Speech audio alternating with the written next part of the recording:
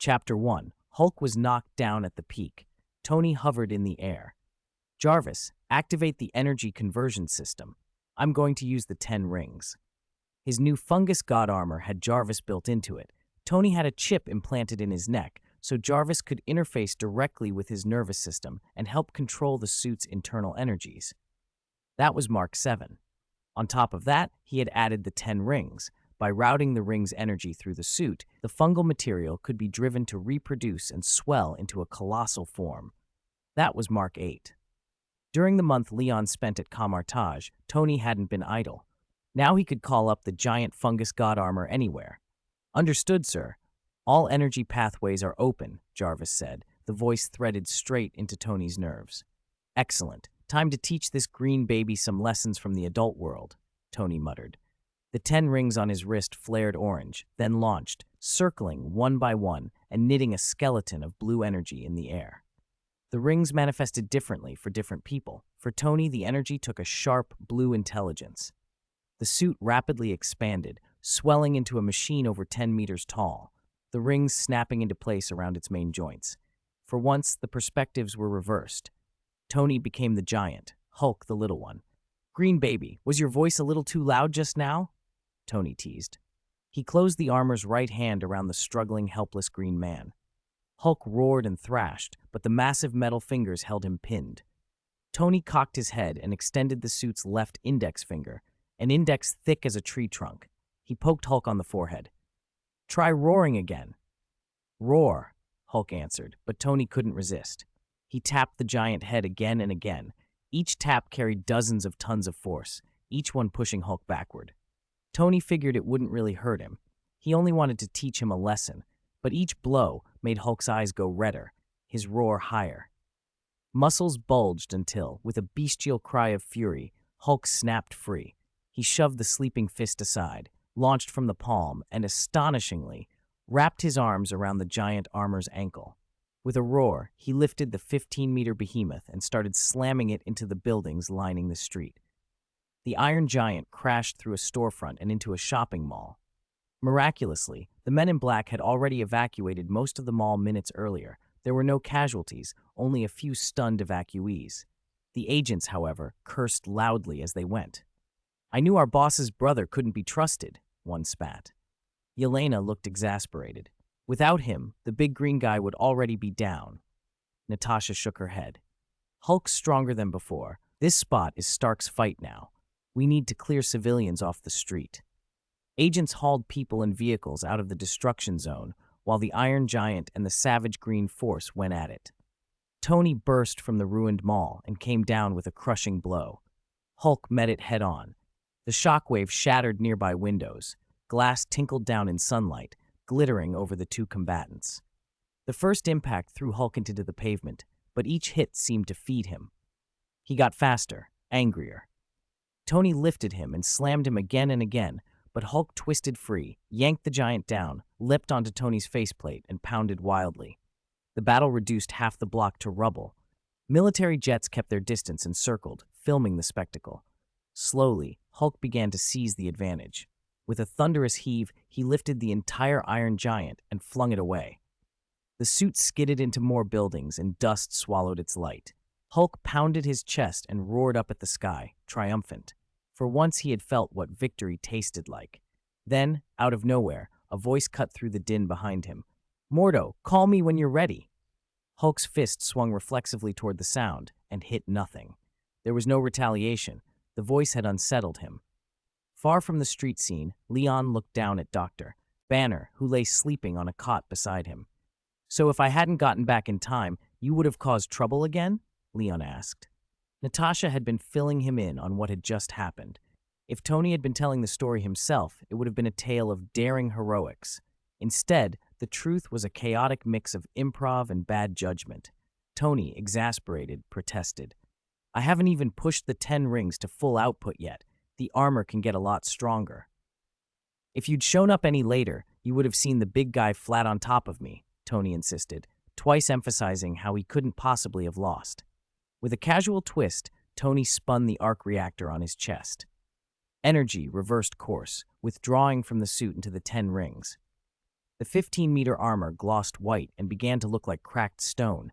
Within seconds, it crumbled into a pile of calcified shards. Tony dropped to the pavement, and the ring zipped back to his arm. He looked composed, as if nothing out of the ordinary had happened. Leon eyed the wreckage, the collapsed storefronts, the ruined facades. Next time you want to try out a new suit, pick a secluded training ground. Tony's face went quiet for once. Those buildings. Leon clapped him on the shoulder. Otherwise, you superheroes aren't much different than supervillains. Tony smirked. Who's that? Coulson over there? Leon spotted Agent Coulson in a suit, deep in conversation with military officers at the corner. Tony paused, a little proud. I rehired a few good people Black Egg had kept in confinement. They're solid, capable people, good subordinates. Leon looked surprised. You actually say good things about someone else? That's not the Tony I remember. What did you think I was? Some warlock in a dark alley cursing people all day? Tony's grin twitched. A warlock, actually, Leon said dryly. You walked through a golden door earlier. What was that? Some kind of gate of hell? Right, behind that was the hell I had waiting for you, Tony started. The two of them fell into the old rhythm, barbs and nonsense, friendly and inevitable. Then, through the crowd, a woman pushed forward. She was beautiful, with a soft serenity to her face, but her eyes were bright with tears. She ran, weaving past agents and rubble, shedding everything that was in her way. Bruce, she cried, breathless. She was running straight for Dr. Banner. Leon recognized her. Betty Ross, Banner's ex-girlfriend, a cell biologist and the daughter of General Ross. Even though she and Banner had broken up, it was obvious Banner had once loved her deeply. No matter how the Hulk changed him, he would never harm Betty. If anything, he would try to protect her. Their breakup had been his choice. He couldn't risk his emotions triggering a transformation that might hurt her. Leon eased Banner into Betty's arms and watched as she gently smoothed the scientist's furrowed brow. A bold notion flickered through his mind. Perhaps he could use magic to help Banner with the Hulk problem and recruit him into the Kamartaj Reserve Challenge team. General Ross, stopped at the edge by an Avengers agent, hurried after them. Betty, he called, but his eyes never left Banner. To him, his daughter seemed less important than an experimental subject. When Ross reached the group, he fixed his gaze on Tony Stark. Stark, Banner is military property. Thanks for your help, but hand him over to the military now. No way, Betty snapped. Banner is not the military's property. He belongs to himself. Betty, you don't understand, General Ross insisted. Tony cut in, arms folded. Look at the destruction around us, General. These damages were caused by your so-called property. You might want to prepare for a lot of questions. Ross sniffed. You had a part in this too. That was emergency maneuvering, not wanton destruction, Tony replied. He produced an ID. Now Banner and that other big guy are under the custody of the Avengers, a subordinate agency of the Security Council. You'll have to leave it at that. Ross opened his mouth to argue until Tony stepped aside and nodded toward Leon. Besides, the Hulk was taken down by Superman. Perhaps you should talk to him. Ross finally noticed the man in the black uniform beside them. His expression froze. Superman? Leon inclined his head. I think the Hulk and Abomination should be supervised by a more international organization. What do you think, General Ross? Ross's face slackened. A few months ago, he had treated Superman as an abstract threat. Now, standing before this man whose smile was warm as the sun, he felt the chill of raw power. Superman and Tony were effectively on the same side. There was nothing left to argue. You're right, they should be under the Avengers' supervision. His voice was thin. I have other military matters to attend to. He gave a grudging, brief bow to Leon and walked back to the convoy, defeated and desolate. Leon watched him go and murmured, This General Ross actually has a fair bit of political potential. In another reality, Ross might later become president. In this one, the outcome was far from certain. Tony turned to Yelena. What now? Aren't you going to tell me more about the movie and everything? Yelena gave a wry chuckle. We'll deal with the aftermath at headquarters. Over the past month, Tony had succeeded in forming the new S-Yield, the Avengers. He'd recruited some former S-Yield agents and a handful of new core members. Ethan, who'd stood with him in Afghanistan, now handled logistics, medics, and research. Happy Hogan, Tony's longtime bodyguard, was in as a field agent, and a few men in black, Agent K and Agent M, served among them. Short on trusted lieutenants at the start, Tony had temporarily borrowed his younger brother's team to form the Avengers Core Combat Unit. In a recent exercise, they dominated old S-Shield veterans. Hawkeye had been nearly broken by them, lamenting where these monsters had come from after a hand nearly crushed his leg and another man caught his explosive arrow barehanded. At the New York Avengers base, Leon heard Tony telling the story and couldn't help but interject. "So you got an email saying I went to another world and immediately set Yelena to make a movie?" "How can you say set?" Tony protested. "That was strategic planning. Iron Man and the Origin of Superman, based on real events, made a killing at the box office, and a lot of money for your company," Tony added. "You expect me to believe Superman's first flight, freezing at high altitude, then being saved from falling to his death by Iron Man, is based on real events?" Leon asked. Tony shrugged.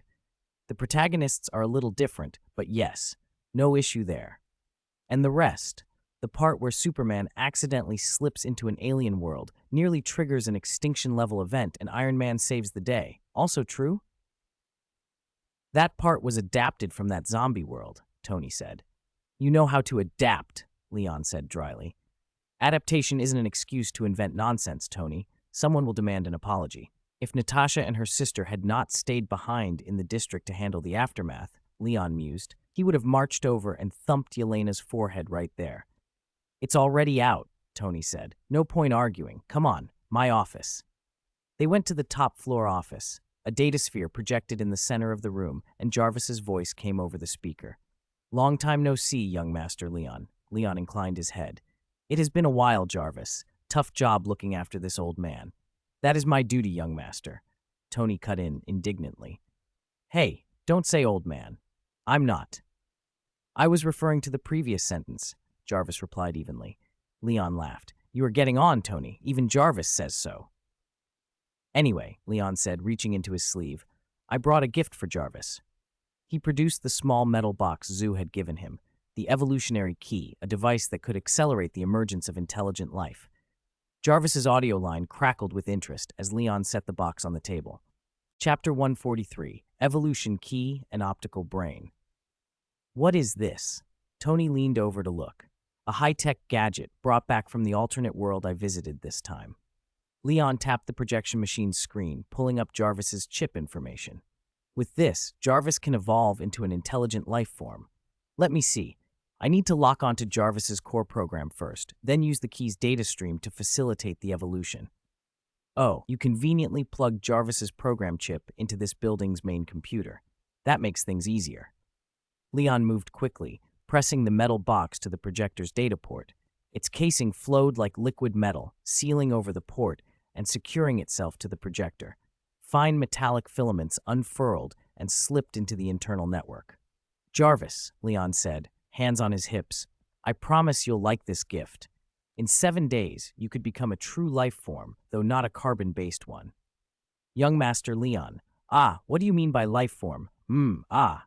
Jarvis began, then suddenly trailed off. A flood of data surged into his core. Leon raised his eyebrows. "Wow, the evolution key really is powerful." Jarvis felt it the moment it was plugged in. Tony, standing beside them, stared open-mouthed. "What the hell is that? Why did Jarvis sound like he was having an orgasm just now? Will your key fry his core programming?" "It's fine," Leon said. "The evolution key's purpose is to trigger intelligent programs to evolve into life.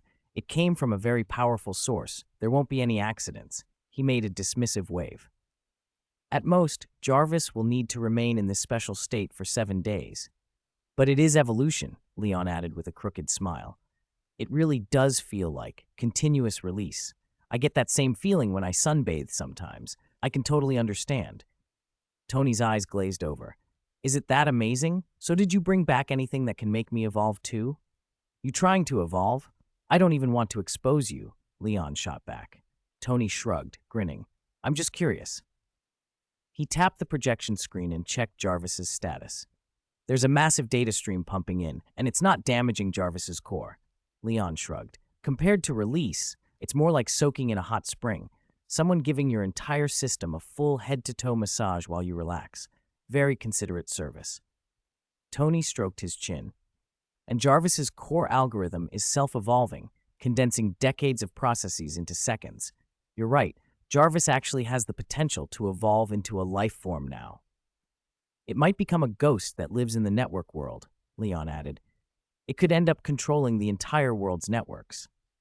Tony turned to Leon. How long did you say this process takes? 1 week, Leon answered. 1 week, huh? That sounds about right for Jarvis's pace. Tony leaned on the projection table. Jarvis, how are you feeling? Sir, I feel very, very, very comfortable. Jarvis's voice trembled on the line. Tony tipped his head back. That's good. You can keep enjoying it. Don't mind us. Jarvis really did sound extremely comfortable. Tony felt like an awkward third wheel. You don't interrupt someone when they're that content. He leaned closer to Leon and whispered, You really didn't bring anything to evolve me? No. Leon shoved Tony's head away. But I have an optical brain that stores galaxy-level technological knowledge. He pulled out the device and handed it to Tony. This should be useful. Tony grinned as he took it. Galaxy level? Does it contain a complete technological system? No, Leon said. I've skimmed it. The tech related to warships and weapons is relatively complete, but it's sparse on basic materials, chemistry, and such. Leon tapped the arc reactor embedded in Tony's chest. It'll probably only give you useful technical knowledge for Mark armor modifications. Like nanotech, laser cannon construction, neural sensory synchronous transmission, and the like, he added. That's already amazing. Tony held the optical brain like a prize. What's the strongest weapon with detailed technical records in there? Planet Destroyer Cannon, Leon answered immediately. He'd already memorized the optical brain's contents once. A Planet Destroyer cannon that can obliterate a planet in a single shot. Tony's excitement surged, then Leon poured cold water on it. Unfortunately, it needs some special metals to build, and those metals don't exist in our universe. Tony's grin cooled, so it's only useful as a reference. But I still love the gift, Tony said, spreading his arms. Come on, Leon, let your big brother thank you properly. Leon wrapped him in a reluctant hug. When did you get so sentimental? Pepper says adolescent boys need parental affection. She told me to hug you more, Tony said with mock seriousness. He moved behind the desk and took out an arc reactor displayed in a glass case. This is a portable fungus god armor, Mark 9. It was originally a gift for you, but since you have something better now, you probably don't need it. You got me a gift too? Leon took the reactor and placed it on his chest. With a soft tap, delicate mycelial filaments unfurled and wove themselves into a suit that looked a lot like Superman's, except the S on the chest was gone, replaced by the reactor's pulsing blue light. Looks cool. When I have an armor gallery someday, I'll definitely put this on display. He snapped the reactor back into its case. Tony leaned against the table. Suit yourself, but I promise, for your birthday, I'll build you a Mark suit far better than any nano armor or whatever you're wearing now. What kind of weird competitiveness is this? Leon laughed. The black suit he was wearing wasn't all that practical. It was useful, mainly for changing appearance at will. By the time Tony finished researching a new Mark armor, Leon figured he'd probably have already advanced to World Lord and be wearing a heavy treasure battle suit from the Starry Sky world. Competitiveness is a major driving force for human progress, Tony said, shaking his head. By the way, Tony asked, weren't you going to the Himalayas to learn magic? How did you end up in a tech world? In that world, technology and extraordinary power coexist. I went there to find the energy to unlock magic. Leon raised an eyebrow. You wouldn't believe it. The power system there can actually cultivate a planet, or even a world, inside your body. Cultivate a planet inside your body? Is that for real? Tony's body shook. He rolled up his sleeves, eyes gleaming. Chapter 144, Astral Projection. To show Tony the power system of the Starry Sky world, Leon took him on a tour of his inner world. The mountains and rivers were almost identical to those in the real world, and Tony gaped in wonder, begging to be taught. But no matter how Leon guided him to sense the universe's energy, Tony couldn't cultivate gene primordial energy. The Starry Sky world system was simply keyed to its own people. Outside that world, normal organisms didn't have gene multiples. Without the right physical conditions, cultivating gene primordial energy was impossible. You mean if I go to that world and tell the source will I can help it, it'll transform me too? Tony refused to give up. No physicist or scientist could resist the idea of creating a galaxy, a black hole, or even a world inside themselves. Leon spread his hands. Don't even think about it. I can't go back myself. By the time I break through to Lawmaster and return, who knows how long that'll take. Tony ruffled his hair in frustration. Damn it. I shouldn't have let you suck me into this whole power system conversation. He paced around his desk twice, holding his head. It's right there in front of me, and I can't touch it. This is the cruelest thing in the world, worse than getting turned down by the prettiest girl at a party. Leon tilted his head. Hearing you say that, I suddenly get your pain. That is tragic. The office door chimed, an agent requesting entry. Come in. Tony straightened his expression and smoothed his messy hair. The door slid open, and Agent Coulson stepped in. Sorry, Director, Coulson said with an apologetic smile. I tried to schedule this through the system, but it seems the system's acting up. Since Tony had taken the director role, he'd been pulled in two directions, his own research and running Avengers affairs. Meetings were supposed to be scheduled through the system. Jarvis would filter and flag anything urgent. But Jarvis wasn't available right now. Advanced systems could go offline at the worst possible moments. Not your fault. The system's under maintenance for about a week. What's up? Dr. Banner is awake, Coulson said. He wants to leave now, and he's very insistent. Moments later, Banner was standing in front of Betty, confronting several agents. I don't want to be around that other big guy. Let me go. Dr. Banner, please calm down, Hawkeye said from the front of the group. We're an international defense organization, not the military. We brought you here to protect you, not to experiment on you. Hawkeye was on edge, one hand already on his bow. The idea that Banner could turn into a monster at any moment made him deeply uncomfortable. Protect me? Banner shouted. You're afraid of me. I won't stay. Let me out. The veins under Banner's skin faintly greened. The agents tensed and raised their weapons, fingers off the safeties, ready to fire. Banner inhaled sharply, forced himself to calm down, and looked bitter. See? Neither of you's ready. I should be somewhere with no people. No one can control that big guy. That isn't necessarily true. Leon stepped through the crowd past Tony. If technology can't solve it, try magic, Dr. Banner. Magic? Banner's eyes widened when he recognized Leon in uniform. Are you Superman? You're as strong as in the videos. His exhausted face brightened. I've been wondering how to find you, and thank you. You don't need to. It was Tony who actually screwed it up, Leon said with a smile. Banner shook his head. Even if I don't remember it, Betty says you knocked me out in the city in time. I didn't go on another rampage. Otherwise, who knows how many people would have died tonight. And so, you're Superman, and you're with the Avengers? That's great. Then I can. His eyebrows fell again, worry twisting his face. No, you can't be there every time something happens. This was okay, but someday it'll cause a disaster. Leon pressed a hand to Banner's shoulder. Banner, you've got one thing wrong. I can't watch you all the time. But you can. Myself? What does that mean? Banner asked. Leon tapped Banner's chest. Banner felt an odd vibration in his insides and stumbled backward.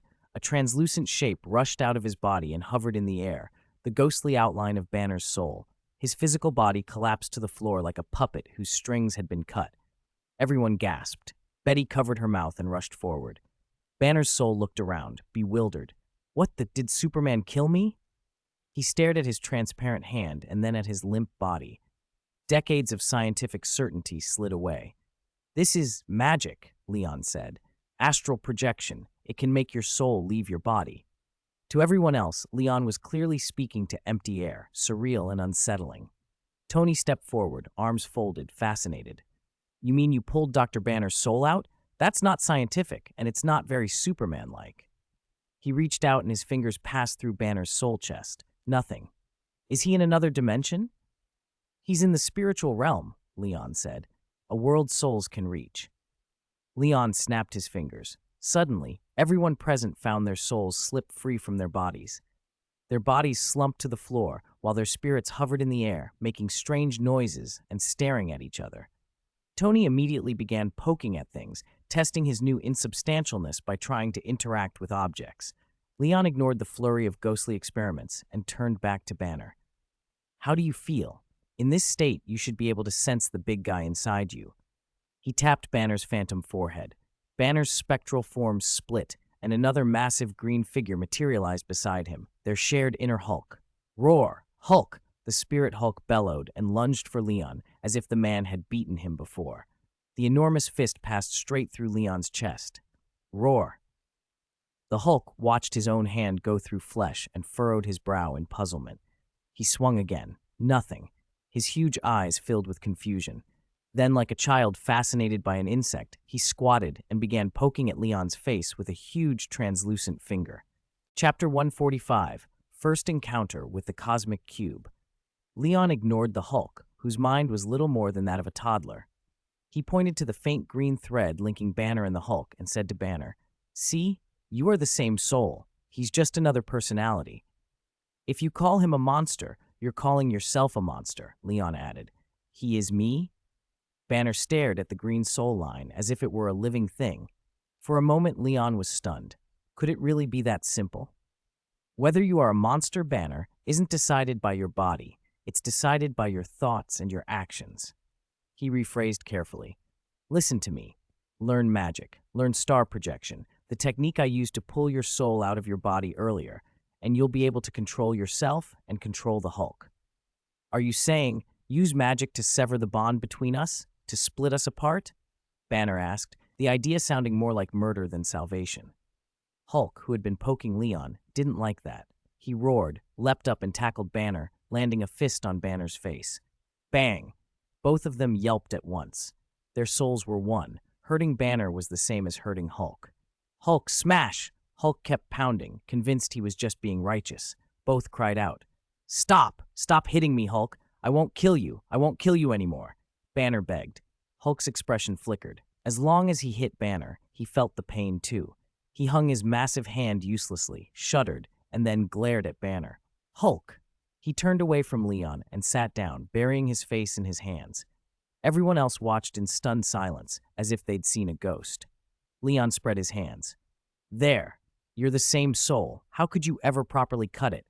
If Hulk were truly separated into a different person, you wouldn't be whole anymore," he continued. "Your strength would plummet." Banner glanced at Hulk with something like pity. "I'd rather keep this kind of strength."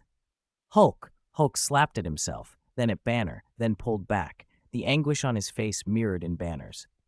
"You sure? After separation, Hulk's power would drop. Banner, your human body might even risk paralysis. Forcibly splitting you isn't necessarily a good option." Leon lifted one finger. "But I do have an idea." "What is it?" Banner asked. If it came from Leon, who'd already just freed his soul, it had to be better than reckless surgeries or government tech. "Learn star projection, the same projection I used, and you'll no longer be at the mercy of sudden shifts." Leon walked up to Hulk's soul, touched it with one fingertip, and in an instant, the green thread closed and Hulk remerged with Banner. "You'll need to advance your knowledge of the soul, too," Leon said. "With star projection you can, or rather, you can project your soul out, or knock the Hulk's soul out of your body when you need to." "You mean, knock myself out of my body?" Banner's eyes lit up. "Exactly. That way you can keep Hulk under control, and when a real threat appears, you can still turn into Hulk in time." Banner rubbed his hands together, hopeful. "That sounds incredible. What do I need to do? When can I start?" "Join Kamartaj," Leon said simply. "Come learn with us." He snapped his fingers, and everyone's souls slid back into their bodies. The bodies on the ground all opened their eyes at once. They scrambled to their feet, hands over chests and faces, every one of them trying to shake off the memory of what it felt like to be displaced. None of them would forget that experience in their lives. Eyes bright and hearts racing, they wanted to shout, "Coach, teach us magic," all at once. Leon cut them off before they could. "Don't be ridiculous. Magic requires talent and a price. Continue to be good agents. Keep serving the world." "What talent?" Tony leaned in, curiosity already sparking. "You think I've got talent?" Leon gave a small smile. "Talent means either your body or your soul has something appealing to the extra-dimensional entities so that a dimensional demon god, for example, would be willing to lend you a quota of power. Tony raised an eyebrow. That's one weird metaphor. Delicious? Are you saying the demon's going to eat us? If you want to know more, other sorcerers can explain it, Leon said. He scanned the room with his enhanced sight, then drew a glowing sigil in the air to open a portal. But not today. Remember why I came. I came for the Tesseract. Tony had promised to hand the Tesseract over to Leon in exchange for Leon joining the Avengers. The portal opened, and on the other side, right in the vault, sat the cerulean cube. Holy crap, you can open the vault door straight into the bank? Tony gaped. Do the Kamar Taj guys have a local branch for thieves? It's not that fancy, Leon said. Sorcerers usually have to use tools to create portals. It's not nearly as convenient as it looks. Leon stepped through and took the Tesseract in both hands. The cosmic energy inside it surged wildly, as if it recognized another wielder. Leon tried to channel and guide the space energy with magic, but as soon as his hands touched the cube, a river of power broke loose. Blue light poured over him. Even his eyes glowed the color of the stone. The energy streamed into every cell, as if his body were starving for it. He began to look like a man carved from light. Most people would have been torn apart by that kind of power, but Leon's body could normally handle the force of a single infinity stone. The problem was control. He could manipulate time with his spells, but the space stone's flow couldn't be contained easily. The Tesseract started to crack under the pressure. The energy swelled into a roiling tide that engulfed Leon, transforming him into a living blue lantern. Alarmed, he snapped the portal shut. On the other side, Tony's face had gone white. He spoke into his chip toward Jarvis. Jarvis, what was that energy spike on Leon? Is he okay? The AI's voice stuttered a little in reply. Sir, young Master Leon, he is experiencing an unprecedented energy fluctuation. It appears he is evolving. Tony slapped his forehead, worry and awe warring in his expression. A new voice cut through behind him. This looks like a shield facility. The energy source is here. There are fresh traces of sorcery. A heavyset man stepped out through another portal, looking around with the opportunistic hunger of someone who'd smelled something valuable. Inside the vault, the Tesseract's cracks multiplied until, with a crisp snap, it shattered. The space stone lay exposed, throwing out an even more brilliant blue light. An invisible wave began to radiate from it, but Leon's reflexes were faster. He snatched it up and, without hesitation, stashed it in his inner world. The flood of spatial energy around him died down, the ambient pressure easing. In his inner world, however, the space stone was like a fish returned to the sea. It began pouring energy out without restraint. Vast currents of spatial power surged into the world, and for a moment, the whole of Leon's inner world trembled. His realm, originally 60,000 kilometers across, began to slowly expand as it absorbed the space stone's flux. The increase was gradual, but steady. Leon watched for a few minutes and then frowned with the sudden realization. The space stone's energy belonged to the Marvel Universe, yet it was now flowing into his inner world. That broke the usual rules. If beings like Eternity and Infinity had noticed such an anomaly, they would have intervened long ago. Their absence suggested tacit permission. If they were willing to let this slide, perhaps he could push the Infinity Stone's usefulness further. There was, after all, a Blood Sea clone incubating inside his inner world, being nurtured through time. Even after his breakthrough to Domain Lord, the nurturing had only been shortened from 6,000 years to 60, still far too long. If the Space Stone could affect the world, why not the Time Stone? He brought the Eye of Agamotto into the inner world and set up the seals. For a few heartbeats, he accelerated time around the incubation. Then he stopped. Speeding up time would indeed hasten the clone's growth, but it wouldn't provide the world power the clone needed to develop. The clone needs world power, he said to himself, but I can try to convert the Space Stone's energy into world power. He took control of the Space Stone and began transmuting its energy into the world's life force. A thick, tangible power filled the space. Leon's face brightened. He ran both stones in tandem. The Time Stone sped up the flow of time, while the Space Stone continuously fed world power into the realm.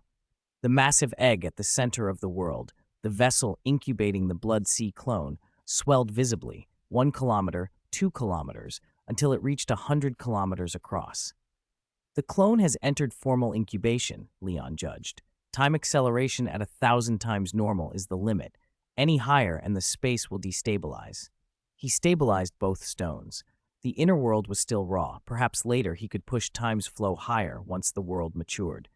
Even so, cutting the nurturing time from 60 years to 21 days was a monumental leap. Satisfied, Leon left the inner world to continue the clone's growth in peace and returned to the vault.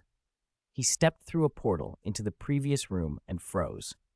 Tony and several agents stood with weapons up, facing 2 figures, Wong and Mordo, who were defensively explaining themselves. A portal to Kamartaj gaped open behind them. Leon closed the door casually and walked forward. "Wait," he called. "They're on our side." Tony didn't turn. "They showed up right after something happened to you. Are you sure they weren't sent by Kamartaj to deal with you?" Wong and Mordo looked puzzled. "Leon is our Sorcerer Supreme," Mordo said, hands raised. "Why would Kamartaj send us against him? You've got the wrong idea." Tony's posture loosened at the title. "Sorcerer Supreme? That's a big deal," Wong elaborated, trying to clear the air. "The Sorcerer Supreme is the greatest practitioner of magic and the leader of Kamartaj, the guardian of Earth's mystical dimension." Tony blinked. "You mean Leon is the head of your village?" Leon cut in. "Not a village. Kamartaj is a reclusive order that has protected Earth for ages." He gave a rueful smile. "The process was complicated, but the previous Sorcerer Supreme passed the office to me before she died." Tony hadn't seen Leon in over a month and sounded incredulous. "You've been gone a month, and you're already the leader?" If you count only the time he'd spent in the Marvel Universe, Leon thought a month had been enough. From the moment he'd awakened his powers here, it hadn't even been a year. He patted Tony on the shoulder. "A month is longer than it sounds." Leon stepped closer to Wong and Mordo. "How did you find me so fast? Did something at Kamartaj get attacked by a dimensional demon?" Mordo's mouth twitched. He suspected Leon might be half wishing for dramatic trouble. Wong answered seriously. "Everything at Kamartaj is fine. Mordo and I detected a massive burst of energy here and came to assist." "The power that erupted would have been felt by strong sorcerers across Earth," Mordo added. "If you ran into a hell demon—" "No," Leon interrupted, rubbing his temple. "It was an accident. The Space Stone's power is enormous. Even a tiny leak would alert other forces." He scanned with his vision and saw Eternals already heading this way. "That's why I called you. Once we're at Kamartaj, I want to start new training immediately. I'll leak energy on purpose to draw attention to the sanctum." Wong blinked. "Start now?" Mordo and I weren't prepared. "No need for prep. We'll be quick." Leon was already setting the plan in motion. If the stones were going to attract probes, better to funnel them to the sanctum where they could be handled.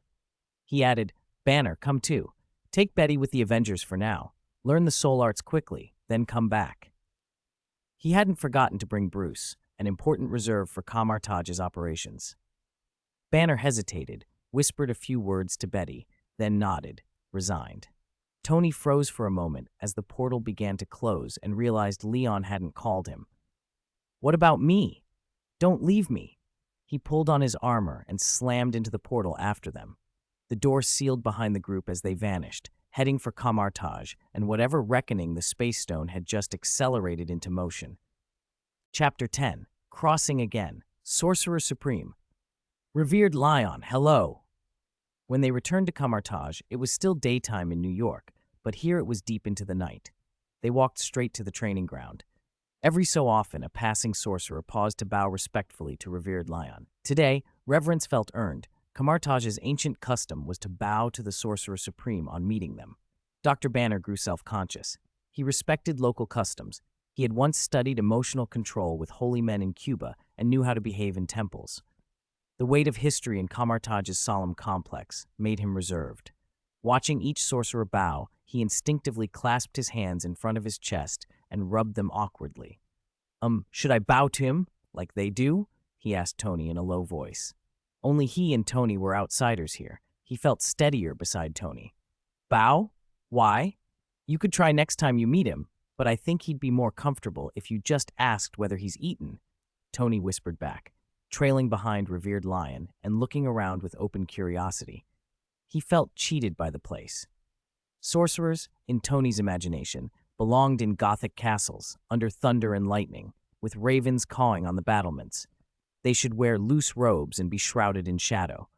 Instead, a striking sorceress in a tight training suit had just walked by. Tony scanned the passers-by with the bemused suspicion of someone who expected a different aesthetic. Revered Lion caught his expression. "What strange thoughts are you entertaining now?" she said. "Kamartaj's people are mystic artists, not whatever caricature you've dreamed up."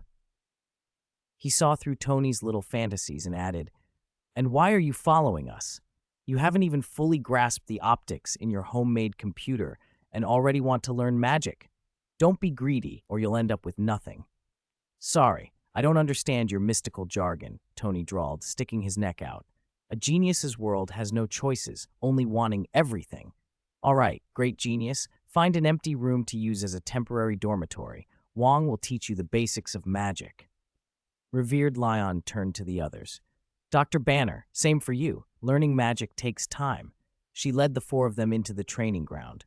Wong and Mordo could barely contain their excitement. Unlike Tony and Banner, who were still somewhat baffled, they were eager for what was ahead. "Seems you two are ready?" Revered Lion asked. "Of course. My luggage is packed," Wong replied, flicking his wrist and using a portal to draw out a bundle wrapped in burlap from the other side. "Isn't that luggage a little vintage?" Revered Lion glanced at Mordo. "I'm ready too." Mordo opened a portal and produced a silver metal travel case from his room. Tony leaned toward Banner and whispered, "Told you. Everyone here's a potential international thief." Revered Lion smiled. "Mordo, I didn't expect yours to be so normal, at least more modern than Wong's." Wong defended himself. "I chose this style because I assumed I might go study in another sorcerer's holy land. After all, the tech in those other worlds tends to be backward, right?" He held up the burlap bundle for emphasis. The others stared. Wong, a sorcerer, still harbored stereotypes about other sorcerers. "If you like it, I won't interfere," Revered Lion said, clearing her throat. "All right, I'll scout ahead now. You two take Tony and Dr. Banner and find rooms to settle in. I'll be back soon." With that, she prepared to use her traversal ability. She intended to search for the Harry Potter world. Tony cut in. "Wait, are you planning to cross over to—" "That's right, to a world with a different magic system." Revered Leon nodded. "Powerful sorcerers can communicate with parallel universes. If you're strong enough, crossing worlds isn't a problem." She didn't elaborate on the mechanics. Whether or not to conceal the details wasn't about capability. No one liked stripping themselves bare for others to see. Traversing worlds was not unheard of in the Marvel cosmos. Other sorcerers opened portals straight into different dimensions. Wong and Mordo brightened at the idea. "It's actually to a parallel universe," Wong said. Mordo's concern was practical. "But won't that disrupt the natural laws of the other world?" "No," Revered Lion replied. "I'll coordinate with that universe's own world consciousness, what we might call its eternity, first. You don't need to worry." Wong and Mordo exchanged astonished looks. Revered Leon could, in effect, communicate with a world consciousness. To them, that felt like conversing with something like eternity, and their admiration deepened. "Wait, you're not telling us the reason? And take Dr. Banner and me along." Tony looped an arm around Banner's neck. "I can come look too, eh?" Banner scratched his cheek. He didn't want to be a burden, but his physicist curiosity overcame his caution. "All right, it could be a rehearsal for the duel in 4 months." Revered Lion thought for a moment. Having 2 more people along was no issue. "Very well, but Dr. Banner must stay with me and not cause trouble." Of course. I'll follow you, Superman," Banner said, nodding earnestly. Tony raised an eyebrow. "What duel? And Asgard? Why does that ring a bell?" "Mordo and Wong will explain that later." Revered Lion closed her eyes and searched the world with whispered keywords. Harry Potter, magic. She confirmed the traversal and expended almost no physical energy as she slipped out of the Marvel universe.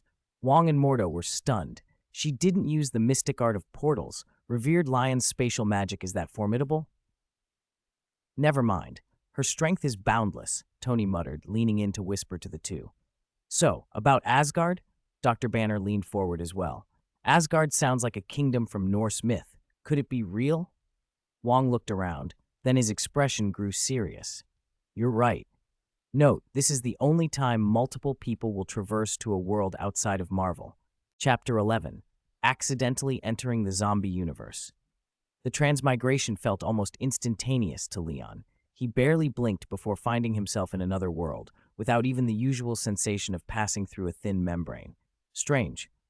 Hey, hey, hey, don't you dare come any closer, he heard, then opened his eyes to see a man swaying toward him, clutching a copy of Harry Potter.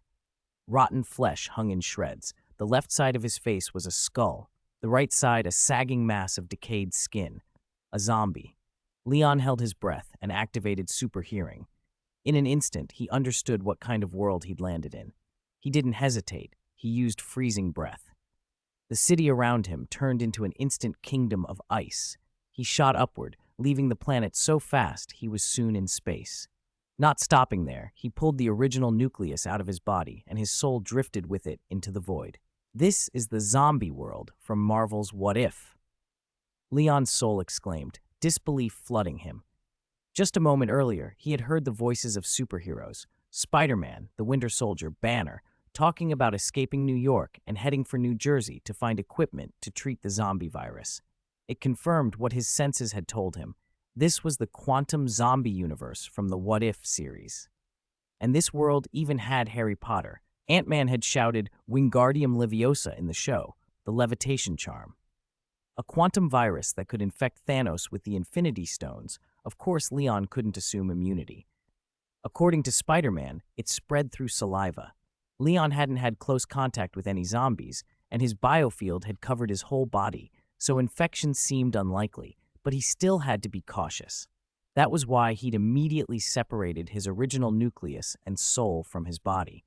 If his body became infected, he could simply take the original nucleus and leave the world. As long as the original nucleus survived, he remained essentially unharmed. If the original nucleus itself got infected, he would abandon the Blood Sea clone, return to the prototype world, and cultivate a Black Light clone. He had already made up his mind. Even if he escaped infection this time, his next clone had to be the Black Light virus. He wanted to be the dominant force in virus worlds, so he wouldn't be blindsided by bizarre pathogens in the future, especially these iterations of the zombie virus from the Marvel and DC universes.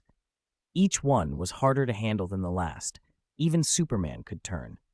Leon waited in the cosmic void for 12 hours, watching his body's status. When nothing abnormal appeared, he finally relaxed. He needed to leave, and quickly.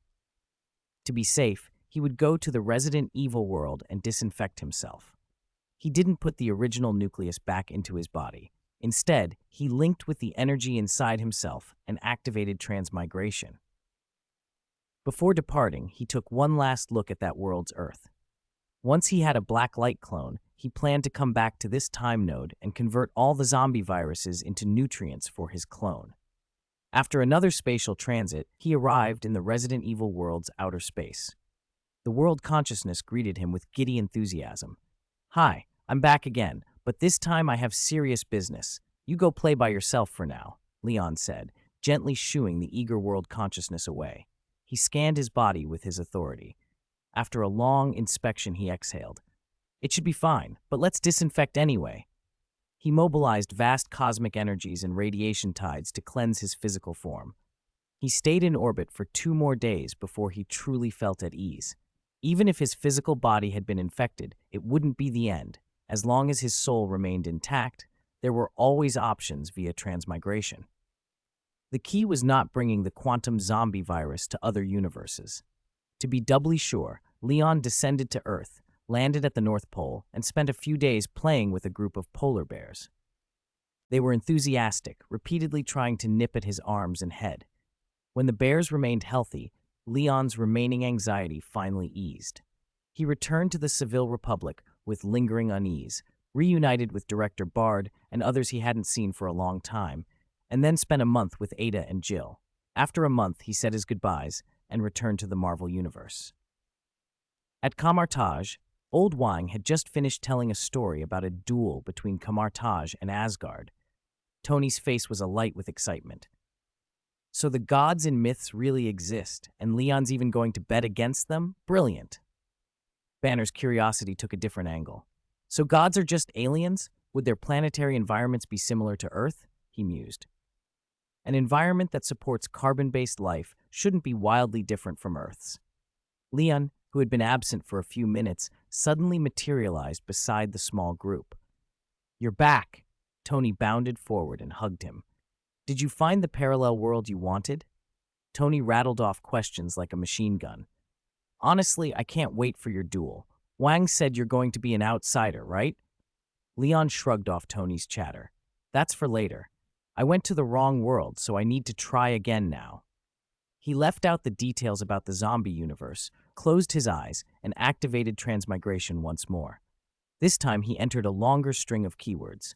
Keywords: Hogwarts School of Magic, black and white magic, no danger, Dumbledore. He made sure not to transmigrate in front of a paper novel again. Confirm transmigration. Leon vanished.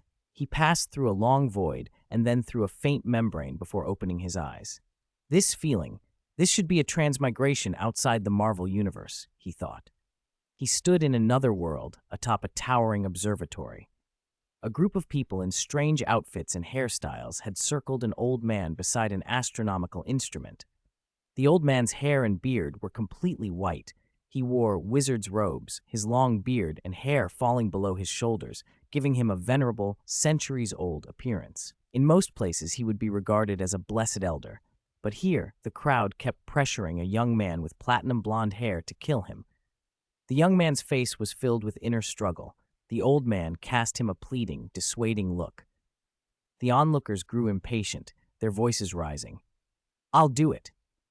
A pale-skinned man with a sharp, hooked nose, wrapped entirely in a long black robe, stepped out from beneath the astronomical instrument. Chapter 149, The Death of Dumbledore. A pale man moved through the crowd like a ghost. His face was weathered with disgust, greasy black hair parted down the middle, a forehead creased like old bark.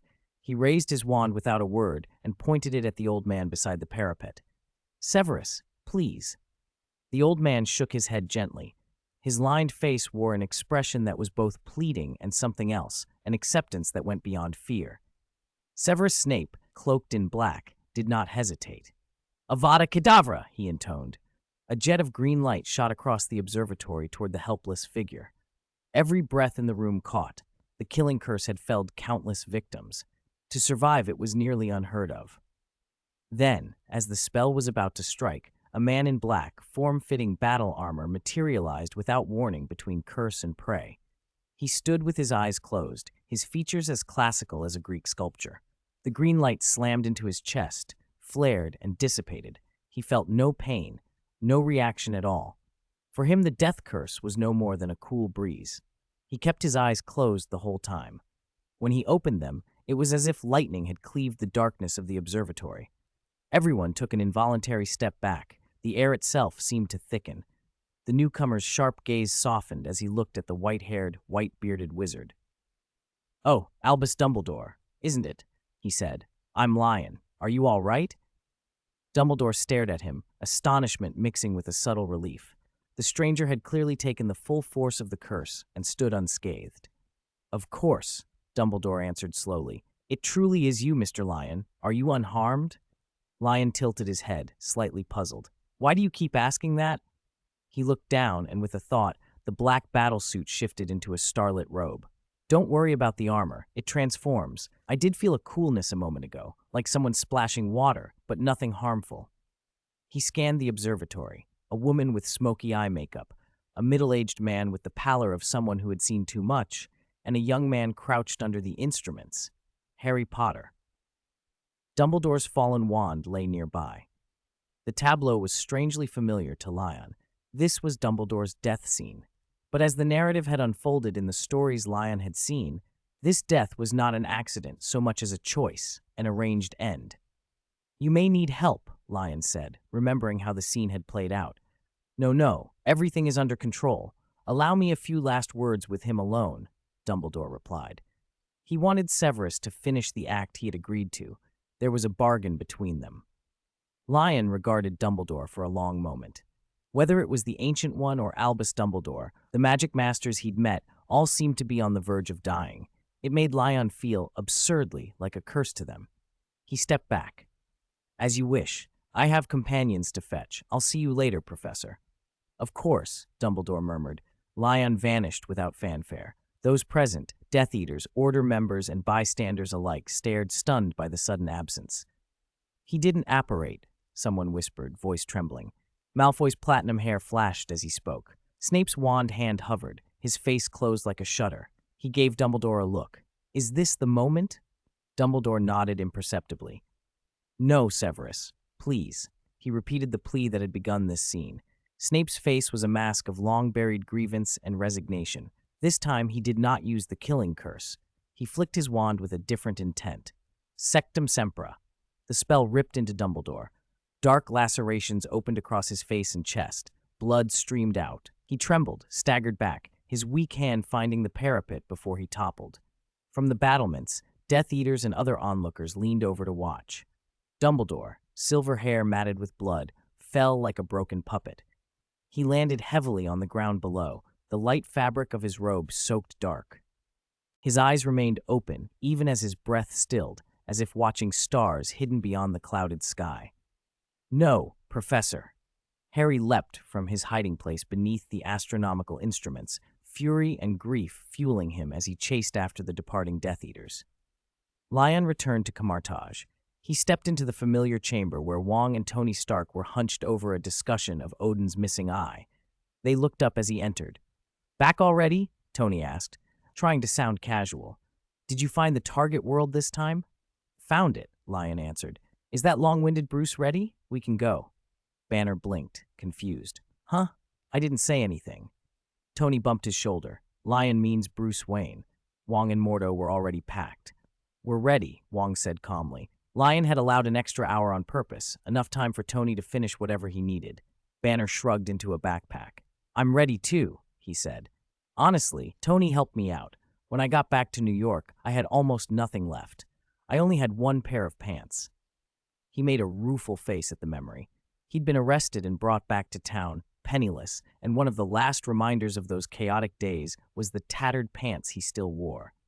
Standing there among sorcerers and heroes, Superman, Stark, Wong, Banner felt a safety he hadn't known in years. Even the Hulk, the source of so much trouble, no longer seemed like a looming catastrophe. For the first time in a long while, he felt entirely at peace. Chapter 150, Dumbledore is alive again. Tony shrugged. Thanks to Master Mordo helping with that golden door, I've already arranged everything back in New York.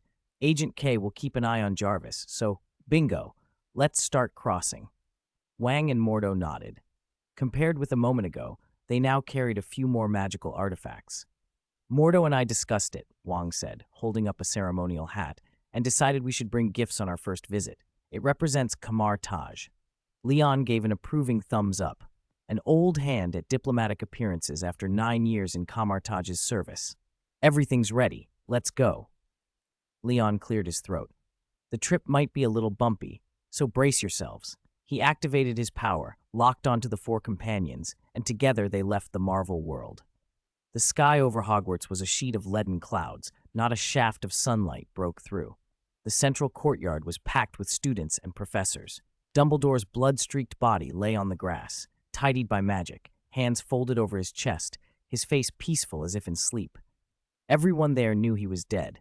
Those hands were cold, and he would not open his eyes again, would not once more murmur about cockroach candy. A heavy sorrow hung over the gathered crowd, from McGonagall and Flitwick to Ron and Luna. Eyes were red, faces drawn. Grief had soaked the place. Harry Potter stumbled forward and sank to his knees beside Dumbledore, burying his face in the cold sleeve and sobbing. The farewell to a great wizard weighed on them all. Then, without warning, 5 figures appeared in midair. They arrived awkwardly, as if caught in an invisible net that then snapped, sending them sprawling to the ground. One of them floated down lightly and landed like a falling leaf. The other 4 were far less graceful. One hit the grass face first, cheek mashed into the soil, rear end comically in the air. 2 others collided and rolled, their shoe soles even pressed against each other's faces. The sight was so sudden and absurd that the mournful assembly went silent, the grief temporarily broken. No one immediately raised a wand. After the attack by Death Eaters and Dumbledore's death, everyone was on edge. But who would assume hostile intent from people landing in such humiliating positions? The only conscious figure slapped the exposed butt of the man sticking up and said, "Damn it, Tony, could your pose be any more alluring?"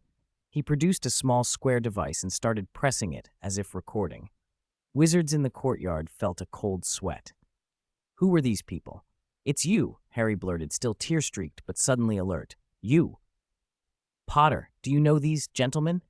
McGonagall managed, trying for polite restraint. Harry's surprise was profuse.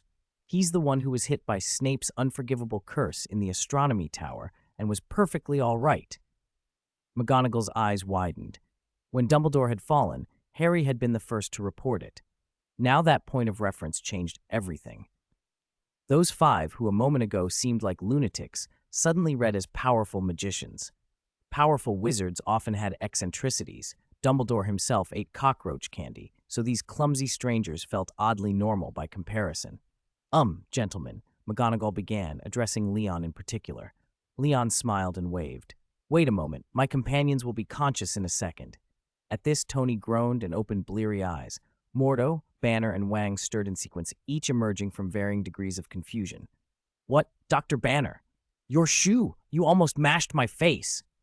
Mordo yelped as he removed Banner's foot. Banner pushed himself up, rubbing his face where a shoe print had landed. Sorry. Have we arrived?" My head went fuzzy and I blacked out.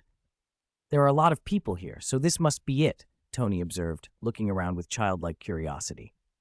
"Honestly, I think wearing what they wear is what makes you a wizard."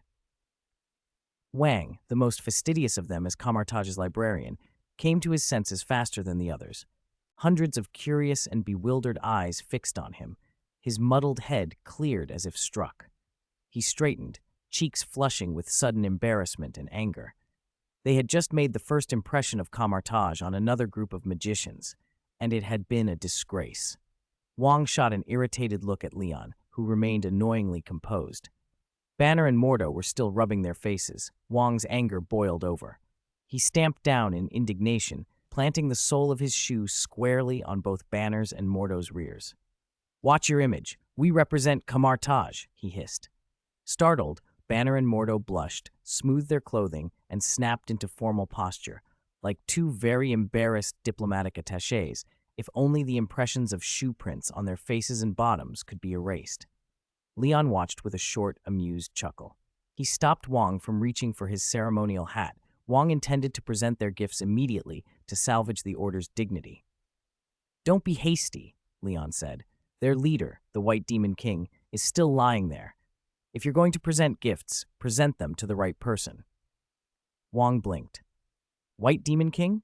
The title felt overbearing, but it sparked an idea. After Wang's imagined formal introduction, he could stand proudly and say, "This is the Sorcerer Supreme, once at chess with Odin and who conversed with eternity," a grand flourish to restore face. Leon didn't know Wang's thoughts. He strode toward Harry and Dumbledore. Harry shifted forward protectively, wary. "Don't be nervous," Leon said, and then, in a single motion, produced an exquisitely carved jade bottle the color of emerald. Inside, a clear, colorless liquid shimmered, the spring water of Zeus, a rare, potent, magical essence. When Leon took it out, every gaze was drawn. "Dumbledore and I had an agreement," Leon added, and with a flick of mental power, he bound the movement of anyone who might intervene, even Harry.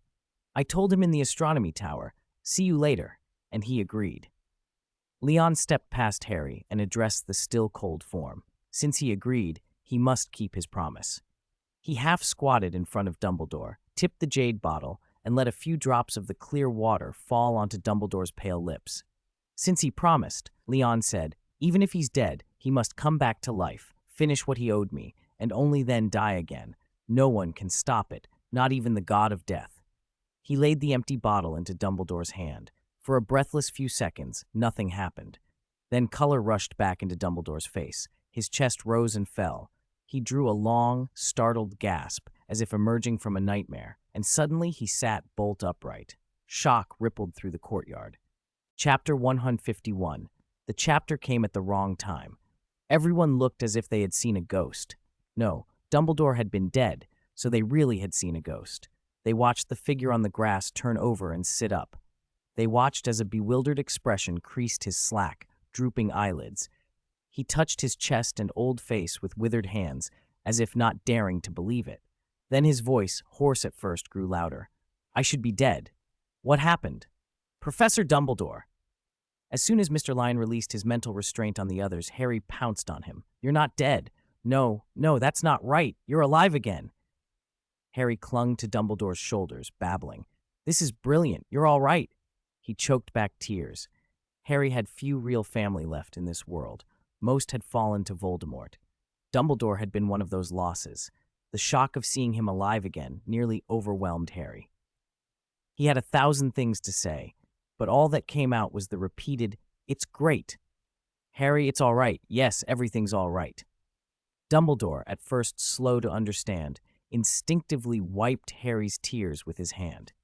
He hugged him, baffled, and then at the corner of his eye noticed Professor McGonagall standing nearby, with almost all the students behind her. The professors and pupils stared at him in stunned silence, as if an old man had been revealed to be something impossible. Some of the younger students whispered loudly, shocked voices leaking out before they could be quieted. "Fred, did you see that? Dumbledore's been resurrected, didn't he?" "Of course I saw it. Merlin's pants, George. What did that guy, who's even more handsome than Sirius, give the professor to drink?" "Shush, you two, don't mention Sirius in front of Harry.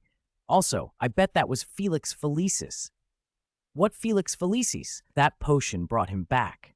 I swear it's the dew from the Goblin Forest, like in the ancient books." "Are you talking about that legendary Goblin Forest Merlin visited?" The gossip grew louder, the students' guesses ricocheting around the courtyard. They glanced from Dumbledore to Mr. Lion. Even though the stranger had done something extraordinary, his expression remained calm and unreadable, as if he were a deity who could command life and death. Each student formed their own theory. Every theory was louder than the last. Professor McGonagall finally cast a sonorous, "Quiet, everyone. Headmaster Dumbledore is all right now. The funeral is cancelled. Go back to your dormitories at once." She turned to Hagrid in the crowd. "Hagrid, take the students back first, then come back here." Hagrid agreed, but the students resisted fiercely, especially the Gryffindors. They did not want to be sent to their dormitories at a moment like this. They wanted to know what had happened. McGonagall sighed and allowed some to stay, on the condition they remained silent. Dumbledore didn't seem to mind. He rather enjoyed being surrounded by the young witches and wizards. "Minerva, what happened after I fell from the astronomy tower?" "Ah, it's you, Mr. Lion." He was about to ask McGonagall for details when he finally noticed the 5 strangers who had stood quietly in the background the whole time. Tony and the others, dressed in very modern clothes, would have been conspicuous under any other circumstances. Dumbledore's blood had only just started flowing again. His attention had been scattered. "We meet again, Professor Dumbledore. We said we would meet again, didn't we?" Mr. Lion said, hands clasped behind his back. Dumbledore's face brightened with recognition and relief. "So it was you. You brought me back, didn't you? I don't know how to thank you." "It was nothing," Mr. Lion replied. "That cannot be called nothing," Dumbledore protested. He held up the small jade bottle Mr. Lion had used to contain the spring water. He turned it over in his hand, feeling a stir of gratitude and unease. Last year, the Horcrux curse had poisoned Dumbledore. It would steadily eat him away. He had sought death on the astronomy tower as part of a plan, believing his death would help lead to Voldemort's defeat. He did not yet know whether being brought back was a blessing or a complication. "You used a precious potion on me," Dumbledore said. "Although I am grateful you saved my life, using something so rare on me, it seems wasteful." "That was Zeus' spring water," Mr. Lion said with a faint smile. "It contains immense vitality. As long as the soul hasn't dispersed and the body remains relatively intact, it can restore life." Mr. Lion added, "Such a valuable thing should be used on the most valuable person. Professor, you shouldn't have died at the hands of Death Eaters." Dumbledore's shoulders softened. "Thank you for the compliment." He pushed himself to his feet, leaning on Harry's shoulder. "Called spring water, such a treasure must be finite. It would diminish with each use, which is regrettable." "The spring water has already been used," Mr. Lion said. "There is no need for further comment." He was right. Even a vast sea of spring water, a source of magnificent scope, would lessen a little each time it was drawn from. I have one more question. Are you from the Ministry? Dumbledore asked, sudden curiosity seizing him. He corrected himself mid-sentence. Pardon my presumption, or were you sent by Gellert Grindelwald to help?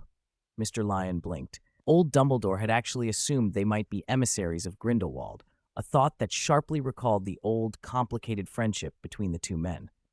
No, Mr. Lyon said. We are from Camartage. We've come to Hogwarts to exchange magical knowledge. Camartage? Dumbledore had never heard the name. Located in the Himalayas, Wong added, stepping forward. It belongs to the mystic arts tradition. Revered Lyon here is our Sorcerer Supreme. So revered Lyon is the Sorcerer Supreme, Dumbledore repeated, both intrigued and respectful. The Himalayas, the domain of the mysterious Eastern Masters, then. He extended his left hand toward the newcomers. It is an honor to meet you all. Forgive me for forgetting to do this sooner. Allow me to introduce the professors of Hogwarts. He went down the line. McGonagall, the Transfiguration Professor, Slughorn, the Potions Master, and the others. Mr. Leon introduced Mordo, and the rest in turn. Tony raised an eyebrow now and then, a feeling of familiarity tugging at him whenever a name was spoken. At least now both sides had a basic understanding of each other. Dumbledore inhaled and said, Our friends from the East have traveled far, and we welcome you warmly. But to be honest, you've come at a rather inconvenient time. Chapter 152, Speed Soul Collection Process. Something's not adding up. Oh, he just died, sacrificed himself. Does that mean he's facing a powerful enemy? Tony said, more relaxed now, stroking his chin in that habitual easygoing way. If he could even kill the White Demon King, then the opponent must be an exceptionally strong wizard. Standing opposite the White Demon King, then he must be the Black. Tony trailed off, placing the White Demon King on the same level as the Sorcerer Supreme without realizing the effect of his words. At the mention of White Demon King, the corners of the professor's eyes tightened. Leon cleared his throat lightly, interrupting Tony's loose analysis. Some nicknames could be joked about in private, but not in front of everyone. It's Voldemort, isn't it? He's back, sweeping through the British wizarding world with his Death Eaters, Leon said, looking at Dumbledore. Dumbledore ignored Tony's earlier remark and answered solemnly, Indeed, this land is once again covered by his shadow. Even Hogwarts cannot guarantee absolute safety, Dumbledore continued, so unless it's absolutely necessary, I advise you to wait until this gloom has lifted. By then, every witch and wizard at Hogwarts will be at their finest to greet you. Tony blinked. So you think you can beat Voldemort? Under his beard, the corner of Dumbledore's mouth lifted in a small, sad smile. That question was exactly what he had been waiting to hear. I'm afraid not. If Leon hadn't intervened tonight, I would have returned to dust here. Voldemort's power is simply too great. His followers are embedded in nearly every pureblood family. This war will be terrible. Now that I have, by fortunate chance, been spared a second life, all I can hope to do is resist for as long as possible before another death comes. Dumbledore described in detail and with palpable helplessness the brutality of the Death Eaters and the scope of Voldemort's strength. It was as if this encounter with death had stripped him of his old certainty and left him like a candle in the wind. His tearful, heartfelt, almost final words moved everyone present. Tony sensed there was more beneath the surface. Mordo, Banner, and Wong, straightforward and righteous, were filled with indignation. Only Leon, arms crossed, quietly shook his head. Dumbledore's words had a double edge. He had been a top strategist since Grindelwald's time, able to outmaneuver even a younger Newt. The original victory in the Second Wizarding War owed much to his planning. And now, having willingly faced death earlier but admitting he could not defeat Voldemort alone, Dumbledore was implicitly asking these outsiders for help. Dumbledore, what you want is our help, isn't it? Leon sighed, stepped forward, and put an arm around the old man's shoulder. Dumbledore was momentarily taken aback by the bluntness, then replied equally plainly, Leon, I can see your strength. If you aid us, the wizarding world's chances would increase considerably. Leon nodded. If you want our help, just say so. If you don't, how would we know? Only with a clear request can we decide whether to get involved.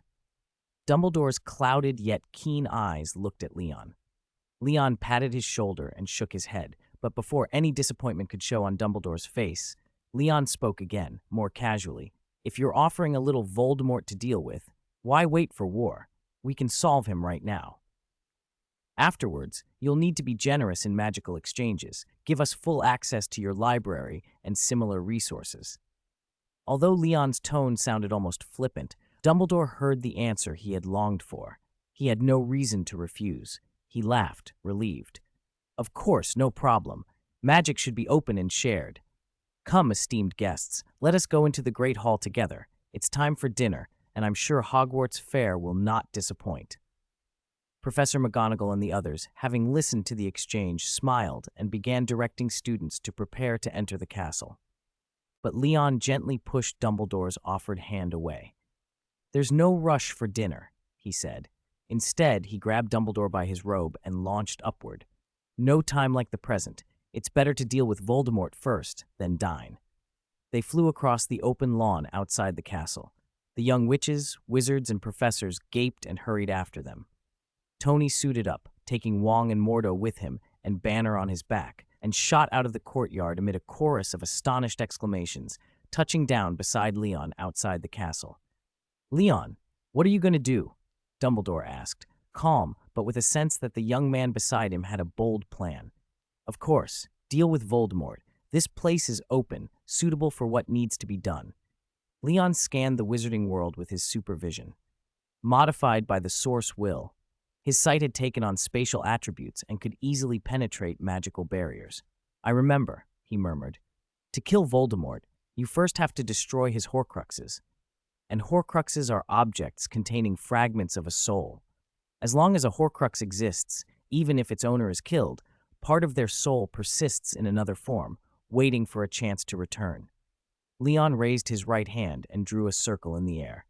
Dumbledore stared. He had not expected Leon to know so much. "What is this magic?" As Leon's fingers traced the final curve, a golden, shimmering circular doorway opened before them. Through it, they saw a clutter of objects and recognized the interior of the Room of Requirement. "The mystic art of portals," Leon explained as he reached in and pulled out a diadem, tossing it to the ground. "Similar to apparition, but it connects spaces directly." Dumbledore's eyes widened. He bent and picked up the diadem.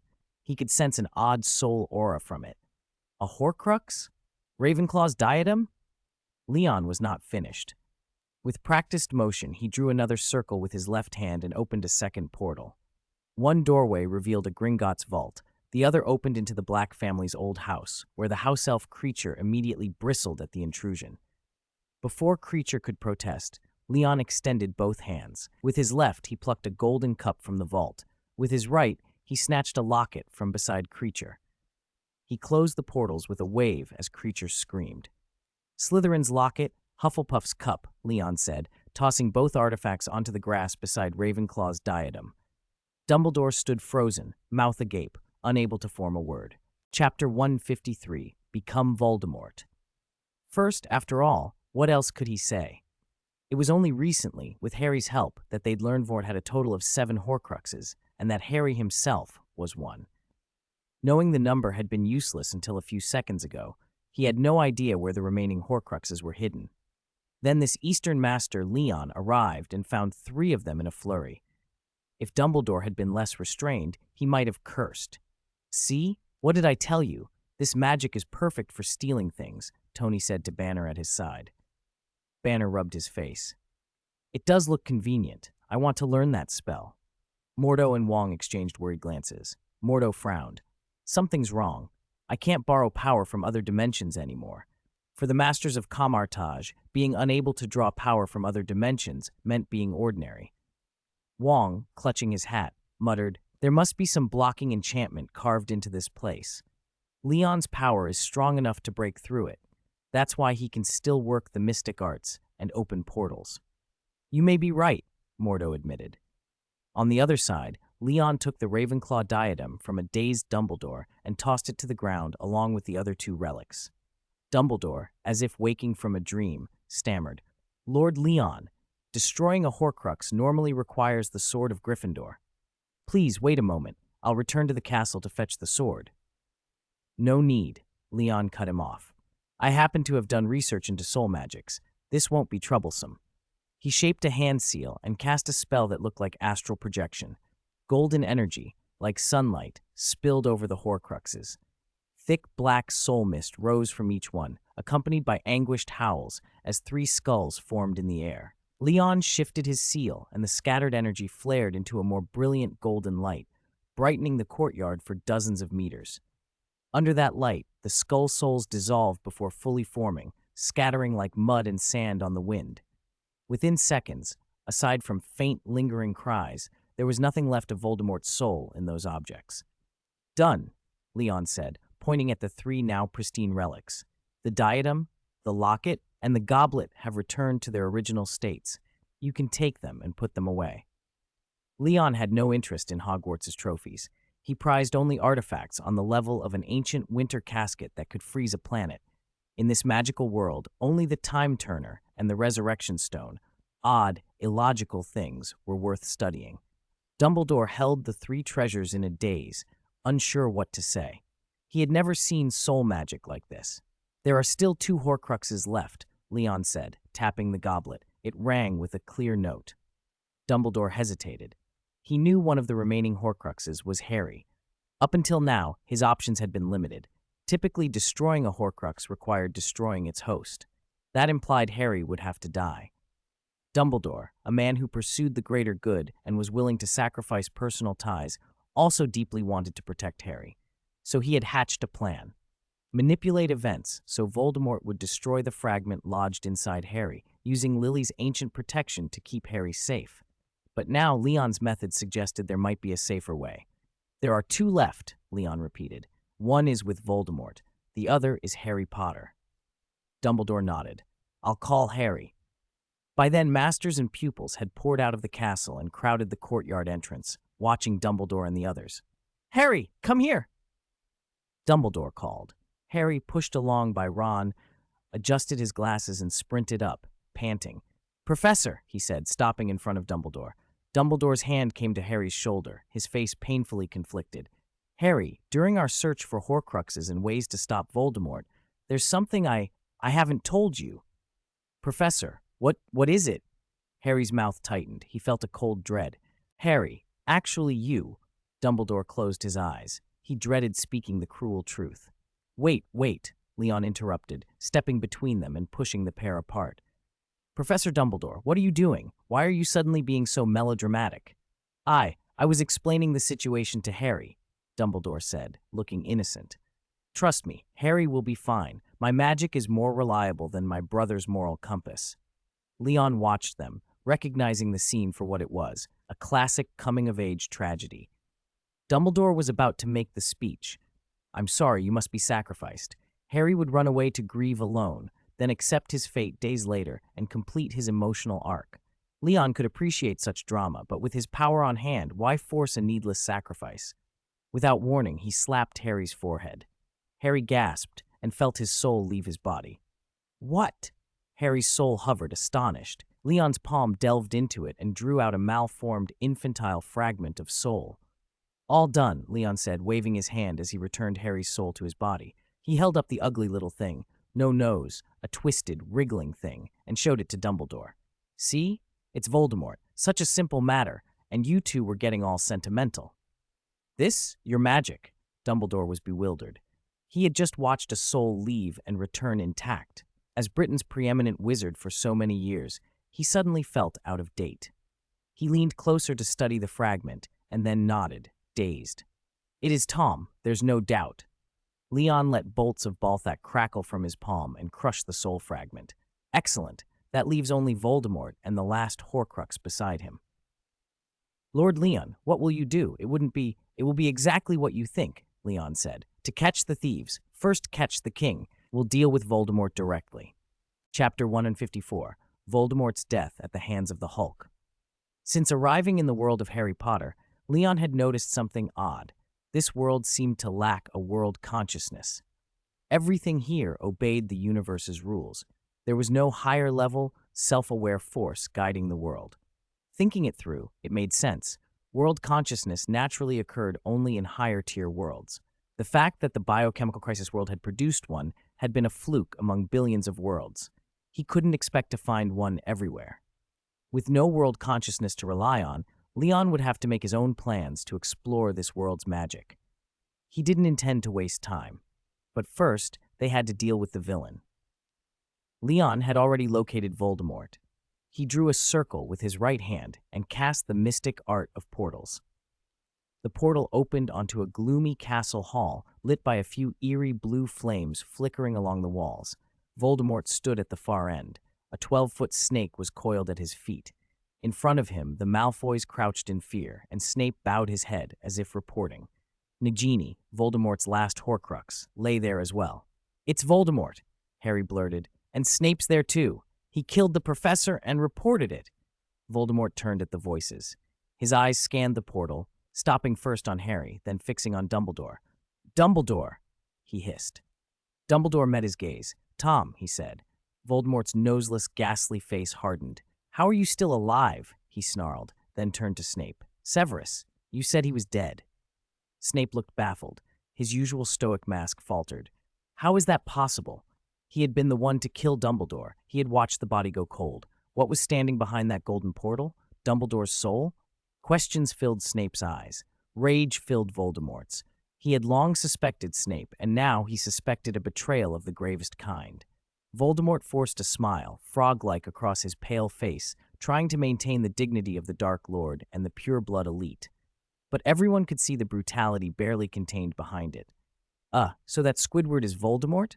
Honestly, he's uglier than I expected, Tony said bluntly. Yeah, like Squidward without a nose, Leon agreed. The forced grin on Voldemort's face snapped. Cold fury swept through his gaze as he took in Leon and Tony, mentally judging them both. But his immediate target was Dumbledore. Dumbledore, you've finally come to your death, he said. He lifted his wand and intoned slowly, Avada Kedavra.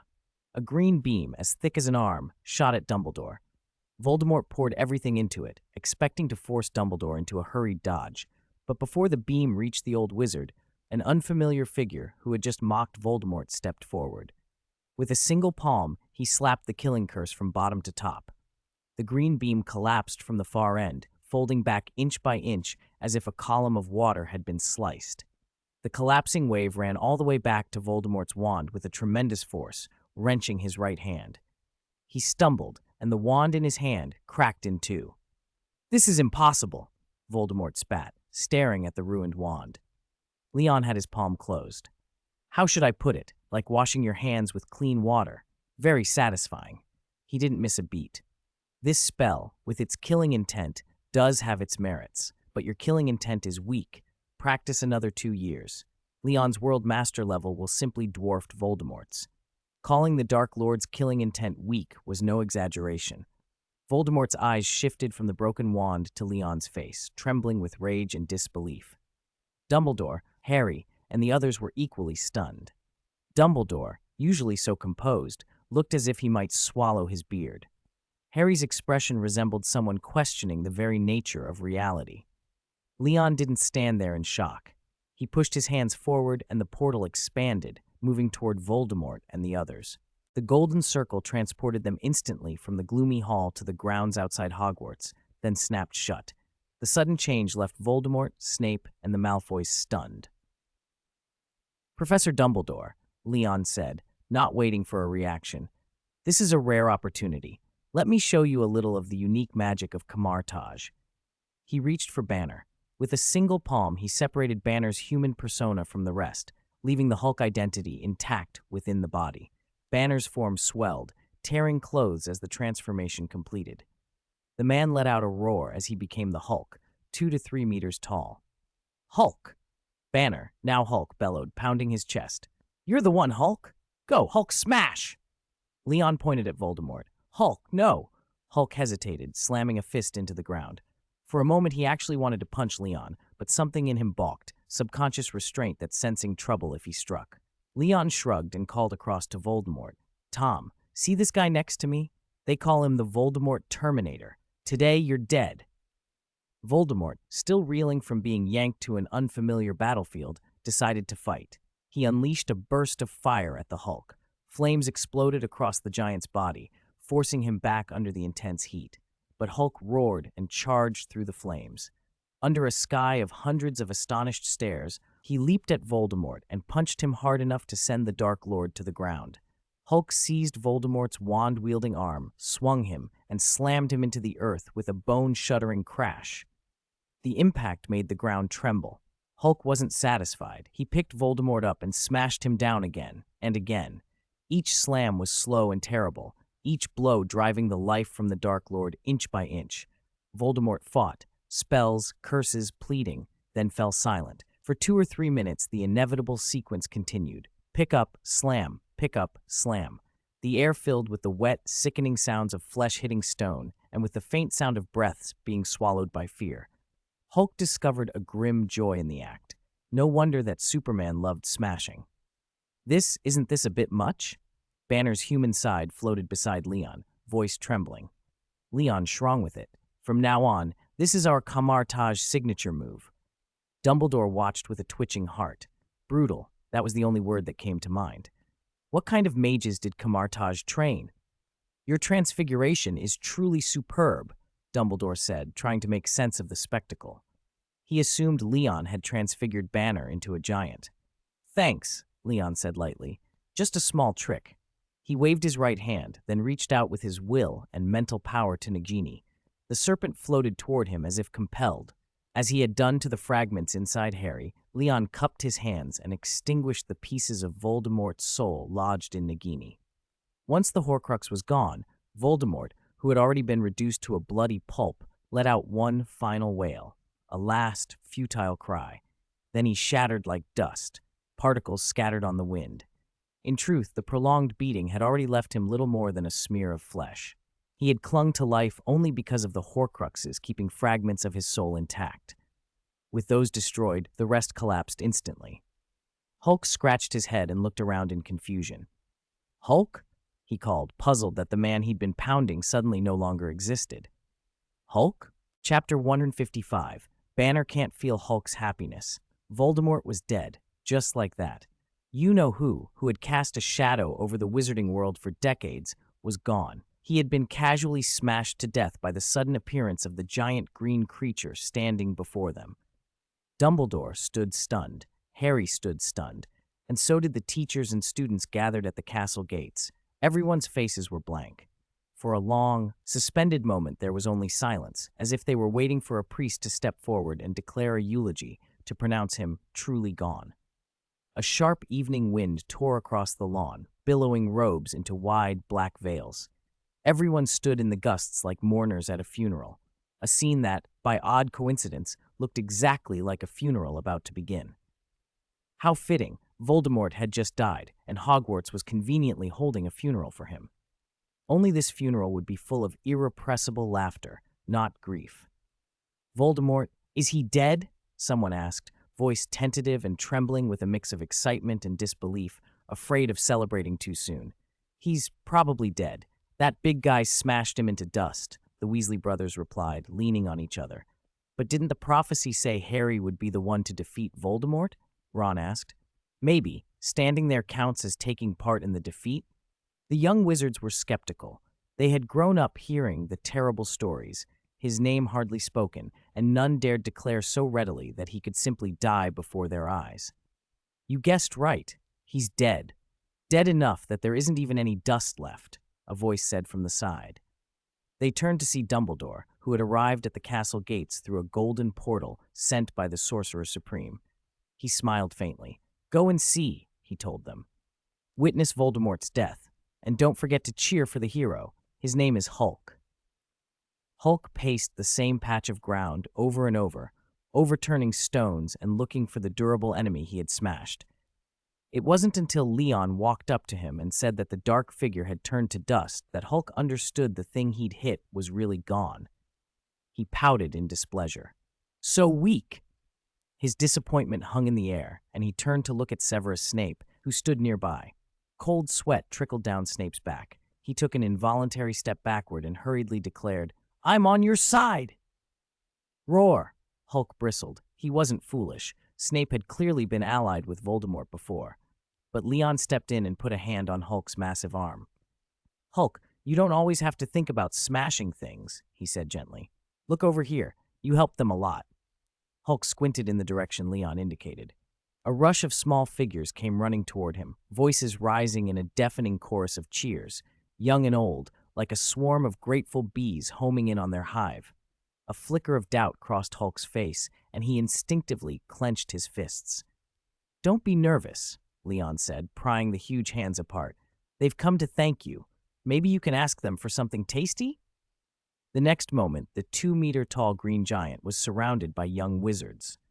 They chattered excitedly. He was amazing. His transfiguration was incredible. The move that smashed Voldemort was the coolest thing they'd ever seen. Hulk had never experienced gratitude like this. He didn't understand it, but the joy in their eyes reached him plainly. He raised his huge hands in a baffled, tentative wave, suddenly self-conscious about accidentally hurting them. "Oh ho ho, my friend, you are truly incredible. That was Voldemort, and you killed him." Hagrid squeezed in among them, towering at 3.5 meters, and hugged Hulk like a little brother. Hulk looked stunned. He had never seen anyone taller than himself. In Hagrid's arms, the green giant seemed small and childlike. Leon stood aside and smiled, turning to the hovering, insubstantial form of Banner's soul. "See, Hulk is actually kind at heart, just like you. After all, you share the same mind in a way," Tony analyzed. "He's really the other side of you, Banner." Banner's expression was complicated. Whenever Hulk appeared, Banner blacked out and later woke to wreckage and wanted posters. He had always believed Hulk a monster and had looked for a way to eliminate him. But seeing Hulk grinning foolishly among the young wizards made Banner reconsider. Perhaps Hulk's existence wasn't entirely a curse. Dr. Banner had always been the compassionate one. Maybe there was some common ground after all. "Maybe you're right," Banner said softly. "I should try to communicate with him." Meanwhile, the professors had gathered around Snape and the Malfoys. They had intended to seize the 3 Death Eaters at once, but after Dumbledore's explanation, the 3 were exonerated. Narcissa and Draco wept openly, having endured untold suffering and humiliation under Voldemort's rule. Snape, whose undercover work had been confirmed, felt as if his long path of atonement had finally reached its end. He stood in the wind looking up at the clouds, 2 clear tears tracing down his lined face. Dumbledore then led the teachers and students to Leon and the others, offering them deep gratitude and eager anticipation of future exchanges of magic. Even the bewildered Hulk, still surrounded by young admirers, bowed along with everyone else toward Leon and the rest. That night, the castle celebrated. The great hall glittered with light, and every long table groaned with the house elves' best dishes. Leon and the others were invited to sit at the professor's table. Hulk took a place at the students' table, where young wizards kept handing him whole roasted chickens and watching in delight as he gobbled them down in one bite and leapt to his feet in surprise. A long line formed around him. Everyone wanted to take part in the feeding game. Hulk felt, for the first time, that he had friends and delicious food. He was terribly happy. Nearby, Banner's pale, drifting consciousness fretted. He warned Hulk that if he ate any more, he'd get a stomachache. Hulk's only reply was an impatient, giant palm waved in the air, as if to say, "Don't worry, I'm fine." Chapter 156. Blood potion dinner at Hogwarts was mostly British fare, but anything the house elves could make appeared on the table. Leon ate comfortably enough, until Dumbledore brought out cockroach cluster candies for dessert. "No way," he muttered. "I'd rather go to the library than eat those." As soon as the feast ended, Leon went straight to the library and buried himself in books. 2 days passed. During that time, Dumbledore contacted the Ministry of Magic and, with the Aurors, began dismantling the remaining Death Eater forces. Once Voldemort was gone, the Death Eaters lost cohesion and fell apart almost immediately. With guidance from former Death Eaters like Snape and the Malfoys, most of the pure-blood families who had pledged to Voldemort were rounded up, arrested, and taken to the Ministry to await trial and Azkaban. Leon used the 2 days to finish his reading and to master the magical knowledge housed at Hogwarts. He was just about to find Dumbledore when Mordo and a few others stopped him at the library steps.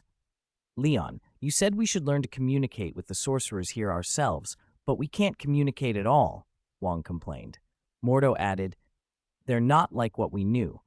Here, they cast spells with the magical power inside them. A word, a flick of the wand, it's done. There's no long process to learn. Tony folded his arms. I've noticed that too. Surely you have a solution? Banner looked sheepish. I haven't had time to learn magic these past 2 days. Hulk keeps wanting to boss the students around. Leon patted Banner's shoulder. Kids are like that. He'll calm down when he's tired. As for learning magic, Leon said, I do have a way. Follow me. He led them to the potions classroom and moved to a cauldron. At first I tried to use magic directly, but I failed, he explained. So I watched Dumbledore and analyzed how his internal power worked when he cast. From that I learned how their magic operates. But you're different, Leon continued. You don't have that internal magical power to call on. Mordo frowned. So we have to reconnect with other dimensions and borrow power again? No, Leon said. You can't borrow power here. I've always used my own energy. But I found another approach.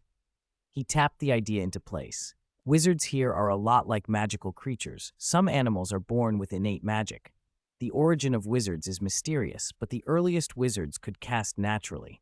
Over time, most became weaker and relied on spells and wands. Bloodline matters. Even Muggleborns who can do magic must carry, somewhere in their ancestry, the blood of ancient wizards. Without that bloodline, you can't awaken magic. Leon began pulling out rare ingredients and boiling them. I don't know exactly how much is bloodline and how much is unknown, but there is definitely a hereditary element. So I brewed something that can transfer that talent. He added phoenix blood and feathers, dragon blood, and other magical creature components to the cauldron, explaining, these materials are extremely precious. Then he snapped his fingers. Potion acceleration. Using a technique he had developed by blending temporal principles, the potion's reaction sped up. Leon stirred, occasionally adding reagents, and 10 minutes later, he had about 10 milliliters of a finished potion. He poured it into a glass dropper. This is the method I call the bloodline potion. With 1 milliliter, a person can gain high-quality magical talent, comparable to an ancient wizard, he said, handing out the dropper. I've tested it myself, so it's safe. He didn't hide the cost of his experiments. In the process of development, he had used Fawkes, Dumbledore's phoenix, more often than Dumbledore liked, plucking feathers until the bird was nearly bald. He also had to use his gene primals repeatedly to harmonize the volatile magic, suppress surges, and analyze failures. Dumbledore had seen enough to be both grateful and aghast. When Dumbledore tried a milliliter himself, the surge of power destroyed the headmaster's office. Merlin, Dumbledore cried after the first taste. You are. He grabbed the remaining 8 milliliters and refused to give them back, utterly convinced of the potion's value. Leon shrugged. The potion was a breakthrough in the stagnant magical world, but the materials and the brewing process were rare and demanding. I had to use my gene primals constantly to fuse the different bloodlines. Right now, no one but me can replicate it. He looked at Tony. You can try to improve and generalize it later. You seem capable of that. Tony stepped up, took a milliliter, and swallowed it. Within seconds, power flooded him. Oh wow, that's magic? He grinned as energy surged through him. With his SS3 serum modifications and his tech enhancements, Tony became a hybrid of engineering and raw magic. Leon used his biofield to shield the classroom furniture from the overflow. Yes, Leon said. For the next few days, you may experience uncontrolled surges. Stay in and start learning spells as soon as you can. Mordo's mouth fell open. It can create magic in a human that easily? Incredible. Wong wiped his hands on his ring case. So we won't have to constantly borrow energy from dimensional demon gods anymore? More or less, Leon replied. But you still have to learn the essence of spellcasting. Banner spoke quietly, hands clasped. Can I drink it? My situation is special. Of course, in some parallel universes, even Hulk uses magic, Leon said. He scanned Banner and added, your blood assimilates quickly. The wizard bloodline will integrate with you. Don't worry. Tony, Mordo, Wong, and Banner all took a milliliter. Minutes later, each was radiating magical power and rushed to their dormitories to rest and train. Leon went to say goodbye to Dumbledore. You're leaving already? Why so soon? I still have candies I haven't shared, Dumbledore said, now looking younger, with black hair and a black beard after the restorative spring water had healed and rejuvenated him. "I've learned everything I can from you, and you can't teach me any more for now," Leon replied, sitting down. "How about staying on as a professor? Defense against the dark arts, perhaps? Trying to murder me, are you?" Dumbledore teased. "Those positions don't last a year. That was a curse Tom Riddle cast," Dumbledore interrupted with a laugh. "Now that he's gone, it's fine." Leon shook his head. "No, but Tony and the others will stay a while to continue learning. I'll leave them in your care." "I will. Are you sure you won't stay a few more days? Let me repay your kindness." "How about giving me Fawkes?" Leon shot back. Dumbledore laughed. "Lord Leon, I look forward to our next meeting." He stood and saw him to the door, and with that, Leon left the Harry Potter world. Chapter 157, The Four Who Returned from Hogwarts. When Leon returned to Marvel, only 16 minutes had passed. He stood on Kamartaj's training grounds and checked himself and the items he'd brought back. In his inner world, the Time Stone and Space Stone, reduced to inert gems while he was in the Harry Potter world, began to function again. The time turner he'd brought with him, however, had lost its power. Clearly, time devices from other worlds couldn't affect Marvel's timeline. Even the Resurrection Stone proved useless. Its power, to call up the dead as something between soul and specter, meant nothing here, since in Marvel the souls were under the control of the Lord of Hell, or Death. One stone alone couldn't wrest them away. There were other magical artifacts that might function in principle, like the Elder Wand, one of the Deathly Hallows. The Elder Wand and the Resurrection Stone had been given to Kamartaj by Dumbledore as a reciprocal gift after the old king presented a magical artifact as a welcoming offering. Dumbledore had nothing of equal value to give in return, so he'd handed over all three Deathly Hallows. That said, these items were of little practical use to Leon. He packed all the magical pieces into a suitcase warded with an undetectable extension charm and decided Mordo could sort them out when he got back. Then he activated his dimensional travel ability once more, locked onto a point 6 months later in the Harry Potter world, and left again. A few seconds later, he reappeared on the training ground, this time with 4 figures in wizarding robes beside him. "We're finally back. Only 6 months have passed, but it feels like a lifetime," Wong said, hands on his hips. "So you all had a good time?" Leon asked with a faint smile.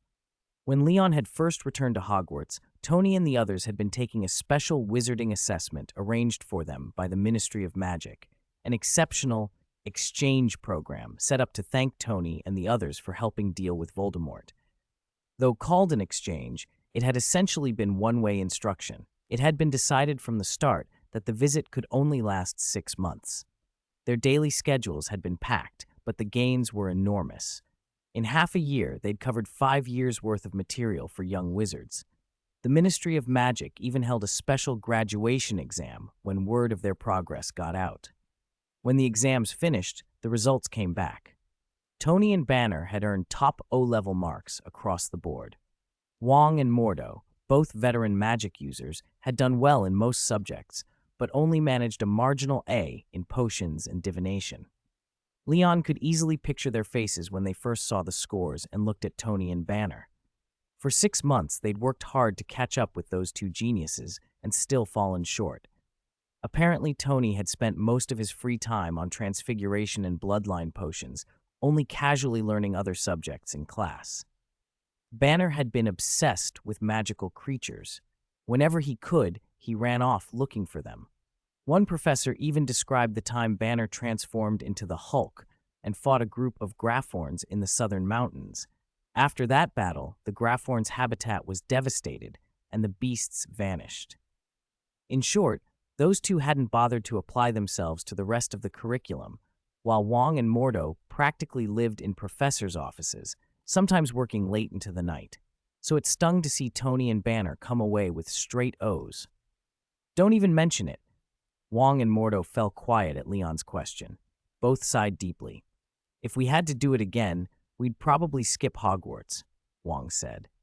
They didn't mean they'd actually give up the chance to learn new magic, but compressing 5 years of schooling into 6 months felt like military training. "I didn't go to high school back in China," Wong added.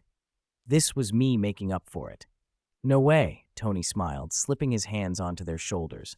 I thought it was easy. The atmosphere at Hogwarts reminded me of my PhD days at Cambridge. He tilted his head back. Back then, the skirts were short and the reflection in the lake showed a lot of lively legs. Hogwarts is a lot like that. If the students weren't all so young, I'd have a lot to talk about. Wong rolled his eyes. Sorry, not the same for us. The only woman I really saw these past 6 months was Professor McGonagall. There were also Professors Trelawney and Sprout, Mordo said flatly. Maybe Wong just remembers McGonagall. The others leaned in, teasing. Only remembers McGonagall? She's charming, sure, but Wong.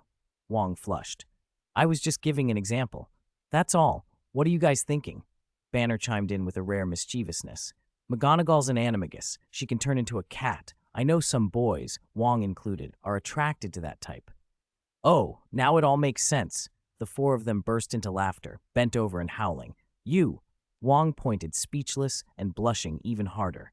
He wasn't angry, he just had nothing to say in return. All right, enough, Leon said, raising a hand with a smile. If we keep teasing him, Wong might sneak into our rooms tonight and cast Avada Kedavra. Wong snorted. You better watch yourselves tonight. Leon squeezed Wong's shoulder.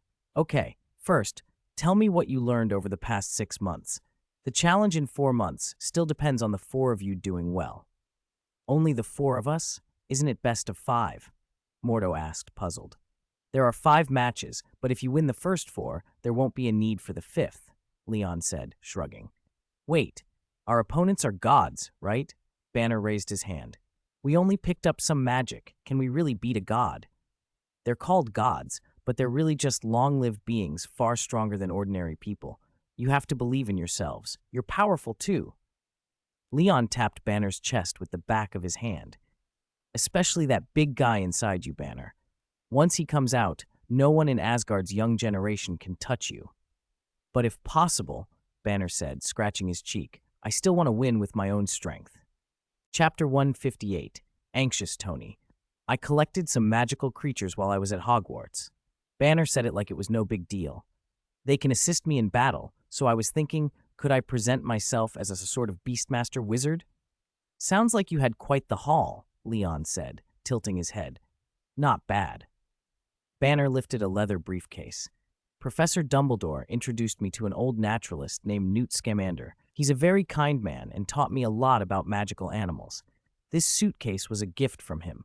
Inside it's much larger than it looks. Deserts, Gobi-like plains, wilderness, wetlands.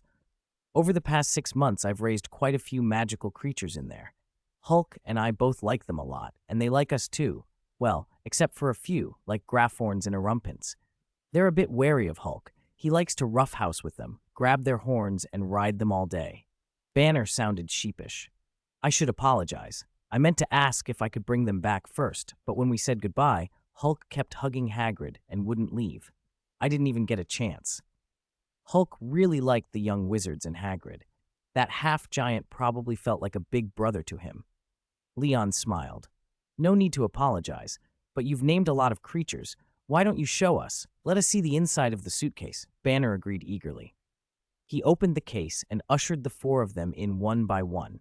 A ladder dropped from the opening into the interior, which began with a small wooden house. Inside, on a little table, lay a handful of magical instruments and supplies. A ladder leaned against the door.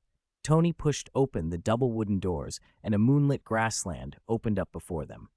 A wind swept across the plain, bending the grass and revealing small hidden creatures. They had long necks and wide, gentle eyes like miniature alpacas. Farther off, thin, black-winged creatures unfolded bone-like wings and descended. Nearby, several animals stood with the 4 quarters of an eagle and the haunches of a horse, hippogriffs at rest. Beyond that, thunderbirds danced over mountain peaks, while giant beasts roared from forested slopes. Magic is incredible, Banner said, smiling. This space is divided into different habitats, not only different environments, but different weathers, too. This nocturnal grassland is mainly for mooncalves, nightmares, and hippogriffs, he explained. Further out, the sunlit regions hold thunderbirds, graphorns, nifflers, bowtruckles, and others. Banner produced the enchanted broom Dumbledore had kindly given him. They all mounted brooms and flew through the suitcase, seeing more than 30 species of magical animals before they reluctantly returned. Back in Carthage, Leon gave Banner a thumbs up. Banner, I think you can absolutely present yourself as a beast tamer. With that many creatures at your disposal, taking on an Asgardian warrior isn't impossible. A beast tamer isn't automatically helpless in close combat, Leon added. If things go south, you always have Hulk. Banner nodded. Exactly. Consider this diplomacy between Earth and other civilizations. Like the Olympics, military prowess shows national strength. That's not the Olympics, Tony interjected, suddenly serious. It's a joint practical exercise, he frowned. The bodies of the Asgardians are their weapons, like our guns and ammo. This challenge is a test of strength on both sides. He looked at Leon. Your idea to initiate this challenge to seize the right to speak was brilliant. From Asgard's perspective, we're just a planet they rule. It's time to make ourselves heard. Tell them Earth isn't what it was thousands of years ago. Leon felt a contagion of Tony's energy. Tony's face turned that determined, calculating expression. So we have to win. You said no Asgardian can beat Hulk, Tony continued. My Mark 8 could practically seal a win, too. He ran his hands together. The rest are Wong and Mordo. We should be able to take at least one more match. No, we need to be cautious, Tony said quickly. I studied transfiguration at Hogwarts for a long time. I'm going to combine transfiguration with the tech in an optical computer to create even stronger armor. He glanced between them. Send me back first, Leon. There are only 4 months. I need to speed up development. Leon opened his mouth to explain. He had other plans, but Tony cut him off. How can I not rush? The sooner I develop new armor, the better our chances. Send me back. Fine. Leon created a portal and watched Tony stride through, every inch the anxious genius fueled by pressure. A little urgency might do him good. When the portal closed, Leon turned to Wong and Mordo. How did you two explain things to Tony? Why does he seem to have the wrong idea about Odin? Wong pursed his lips, thinking. I told him you beat Odin after a few seconds look, and I mentioned the Ancient One. Tony put it together and decided this challenge was about claiming the right to speak. Leon almost laughed. With Wong's telling, it sounded as if Odin had backed down out of respect for the Ancient One. Wong, you're a storyteller. Next time, let Mordo tell it. By the way, he asked, did Tony only study transfiguration at Hogwarts? No, Mordo said. He also developed a universal version of the bloodline potion based on your initial formula. Professor Stark used single magical animal ingredients to create new practical potions. He already has a viable recipe now. It doesn't have the refining problems the first version did. But the new bloodline potion isn't perfect, Mordo added. Its magical boost is limited, and it leaves physical traits of the chosen animal on the drinker. The mooncalf bloodline lengthens the neck and enlarges the eyes. The Zulu variant gives you cat ears and a tail. Leon raised an eyebrow. Sounds like he mixed in his personal tastes. Mordo, always formal, shrugged. Perhaps. After the potion was stable, Professor Stark published the formula. Before we left, he was awarded the First-Class Order of Merlin by the Ministry of Magic. Professor Tony is an accomplished man, Mordo concluded. Leon nodded, a little surprised that Mordo would praise Tony so highly. It seemed Tony's charm had worked on quite a few people. He turned the question on them. What about you two? What did you accomplish? Wong and Mordo exchanged a glance. Both went quiet, eyes downcast. We just barely finished the Hogwarts curriculum, Mordo admitted, sheepish. They looked like students caught failing their exams and bracing for parental disappointment. Chapter 159, I am also excited. Leon couldn't help laughing. Wong and Mordo were genuinely crestfallen. They had managed to complete 5 years of coursework in just 6 months, their talent and foundation already outpacing most mages. But 2 other prodigies had happened to study alongside them, and their extraordinary performance had left the usually confident Mordo and Wong unexpectedly deflated. That's not bad at all, Leon said encouragingly. In half a year, you passed the ordinary wizard assessment with nearly perfect scores. That's impressive. When the ministry handed you your transcripts, the officials nearly had their eyes pop out. Think about the Hogwarts students. How many of them still can't pass every subject after 5 years? At Leon's reassurances, Wang and Mordo's sullen expressions finally eased a little. Their gloom wasn't only about bruised pride. They worried Leon might now see them as untalented. A month ago at Camartage, Leon had been a novice. They had been studying magic far longer. When they first met, Mordo had been ready to guide Leon. Wang had thought this bold, naive newcomer ignored many of magic's taboos. A month later, Leon was Sorcerer Supreme, his power so strong he could easily outmatch the mages of Camartage. Even the newcomers Leon had brought now eclipsed them in magical talent. Wang and Mordo wondered whether Leon would look at them as dull and ordinary, especially Mordo, whose pride was a fragile thing. In other universes, Ancient One's favoring of strange would have turned him into a villain. Now his ego had been badly bruised. But we're still way behind Tony the Mage and the other guy, Mordo admitted, a touch of inferiority in his voice. Why compare yourselves to them? Leon protested. One of them only knows how to build battlesuits, and the other is always thinking about raising magical animals. When it comes to passion for magic, you're the ones to look up to. He tried to find every angle to praise them. Pressing their shoulders, he added, talent is only part of success. Effort matters most. Don't forget, you two are my sleeping dragon and my phoenix chick. I don't want either of you missing. And when it comes time to teach the new magic system in Camartage, I want you two in charge. Really? Wang felt a twinge of unease at the words, as if his workload were quietly swelling.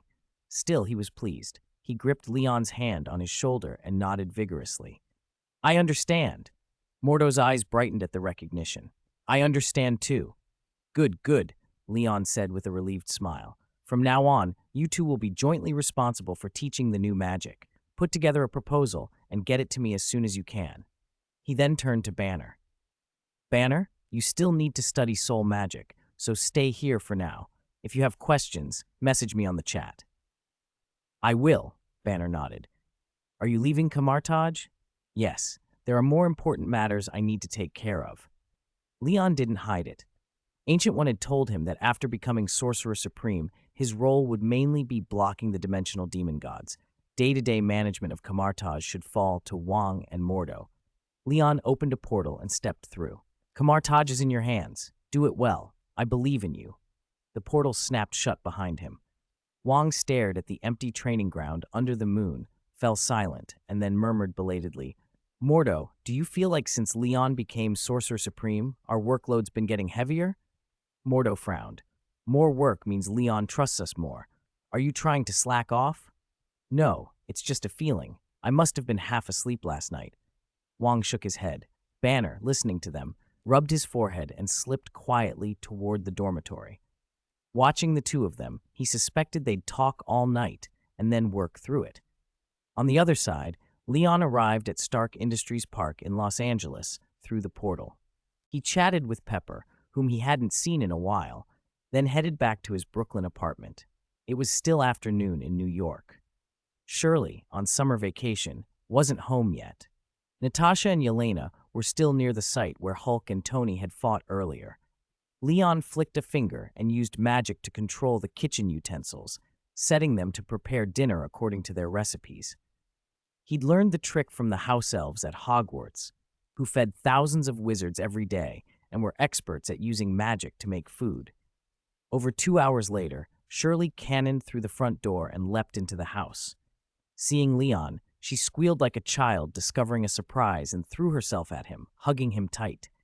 I missed you so much, she cried, nuzzling into his chest. Natasha and Yelena followed, smiling. They hadn't expected Leon home so soon. After the four of them finished dinner, the conversation drifted from Leon's magical training to Shirley's school plans. Shirley's heading to middle school next semester, Natasha said, watching the dishes hop into the dishwasher. You're planning to send her to Midtown School of Science and Technology's junior high? That's in Queens, right? It's a bit of a commute, Leon said, directing the last plate to clean itself. The girls watched the self-washing dishes with delighted eyes. Natasha rested her chin on her hand, following the plate's neat procession. Even so, it had the best graduates in the area last year, and Shirley likes it. But why not a private school? We all think public school will let her meet more people. That's important for her, especially given her past. She needs to interact more. All right, I agree. Leon said. By the way, you're starting at Columbia in 2 weeks, right? Natasha asked, amber eyes on him. Leon shrugged. It's mostly a formality. Pepper thinks college is an important life experience and insisted I go. So what's your plan? Finish my credits as fast as I can, then graduate, Leon said with a grin.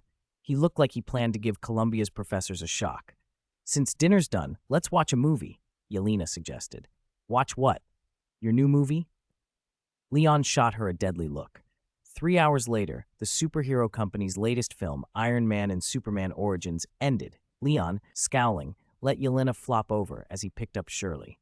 Come on, Shirley. Time for a bedtime story. That movie wasn't worth it. Yay! I want to hear Leon the professional. Shirley waved her little hands, even if you've told it 7 times before. Leon indulged her. Half an hour of story later, Shirley fell into a deep sleep. When Leon closed the bedroom door and stood in the dark, a warm, moist breath brushed his face. A hot hand traced his chest. You've been gone so long, Shirley wouldn't calm down tonight, a low voice murmured. She insisted I tell more stories about mages. It's a reunion, so what about me? Am I excited? More than excited, the voice continued. You're practically setting me on fire. A sudden bang as the door was thrown open. A cheerful voice cut across the room. Boss, how could you leave me behind? Actually, I'm very excited too. Hey. Damn it, Yelena, what are you doing?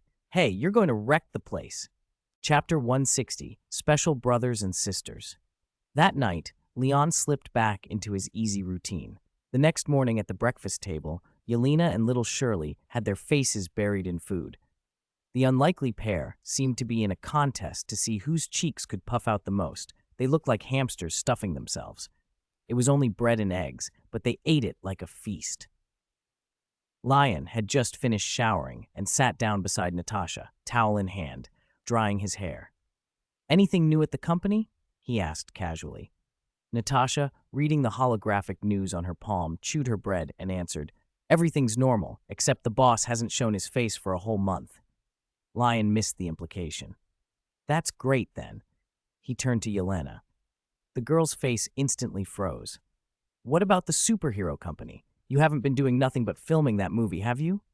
Well, Yelena glanced away guiltily. We only have 2 superhero IPs in the company, so making a movie seemed… Lion arched an eyebrow. Try again. I mean, Yelena snapped to attention. It's Tony Stark's fault, boss. He filmed the whole movie. Natasha slapped her forehead, exasperated. Lion's asking about other things besides the movie, she said. Yelena often had the right instincts, but whenever Lion was around, her brain seemed to go single-threaded. She brightened and rattled off a report. The company's market has expanded worldwide. Annual merchandise revenue is estimated to exceed $30 billion. We haven't had much success signing new heroes yet. After all, there are only 2. Also, should we start selling Men in Black merchandise? They should count as a superhero team, right? $30 billion in annual merchandise was about what Lion had expected. The reason revenue could be that high was simple. Superman and Iron Man merchandise had penetrated global markets, and there were almost no pirates undercutting them. Without those conditions, even the most popular IP couldn't hit such numbers. Lion thought about his previous life's Pokemon example, phenomenal long-term revenue, but only because of market control and anti-piracy. Apart from the movie, you can decide how to run the other parts of the business, Lion said. I set up this company to fund the Men in Black and make them self-sufficient. Oh, got it, boss. Yelena nodded like a pecking chick. Lion brought the conversation back around. About the Men in Black, have all the people abducted by Hydra been returned to their homes? Most have been, Natasha replied. But there's a special group. Her tone shifted. Some of the people Hydra took were brainwashed and came to identify with Hydra. If we let them go untreated, they could become new seeds for Hydra. But killing them would be brutal. They were victims, after all. So we used Red Room technology to deprogram them. They're gradually returning to normal. After we deprogram and reunite them with their families, we'll keep them under long-term observation. Lion finished his milk. Good work. But, Natasha hesitated. There are 2 siblings among them who weren't brainwashed. They actually joined Hydra of their own accord after being abducted. You singled those 2 out for a reason? Lion asked. He had no patience for Hydra. They're from Sokovia, When they were 10, their parents were killed by missiles made with Stark technology, Natasha said. She paused. Afterward, they had to survive in the war and joined Hydra to get revenge on Stark. Sokovia. Lion's chewing stopped. A pair of siblings whose parents died in a missile strike tied to Stark. That could only be Wanda and Pietro. Have they been deprogrammed? He asked, the question carrying weight. Not yet. Their deprogramming is scheduled for tomorrow, Natasha said. But they're actually a lot like Yelena and us. Both faced brutal realities young. If you don't object, I thought we might give them some compensation after deprogramming. Lion considered for a few seconds and shook his head. Don't deprogram them, he said. They don't truly buy into Hydra's ideology. They joined to get revenge on me and Tony. You know them? Natasha asked, surprised.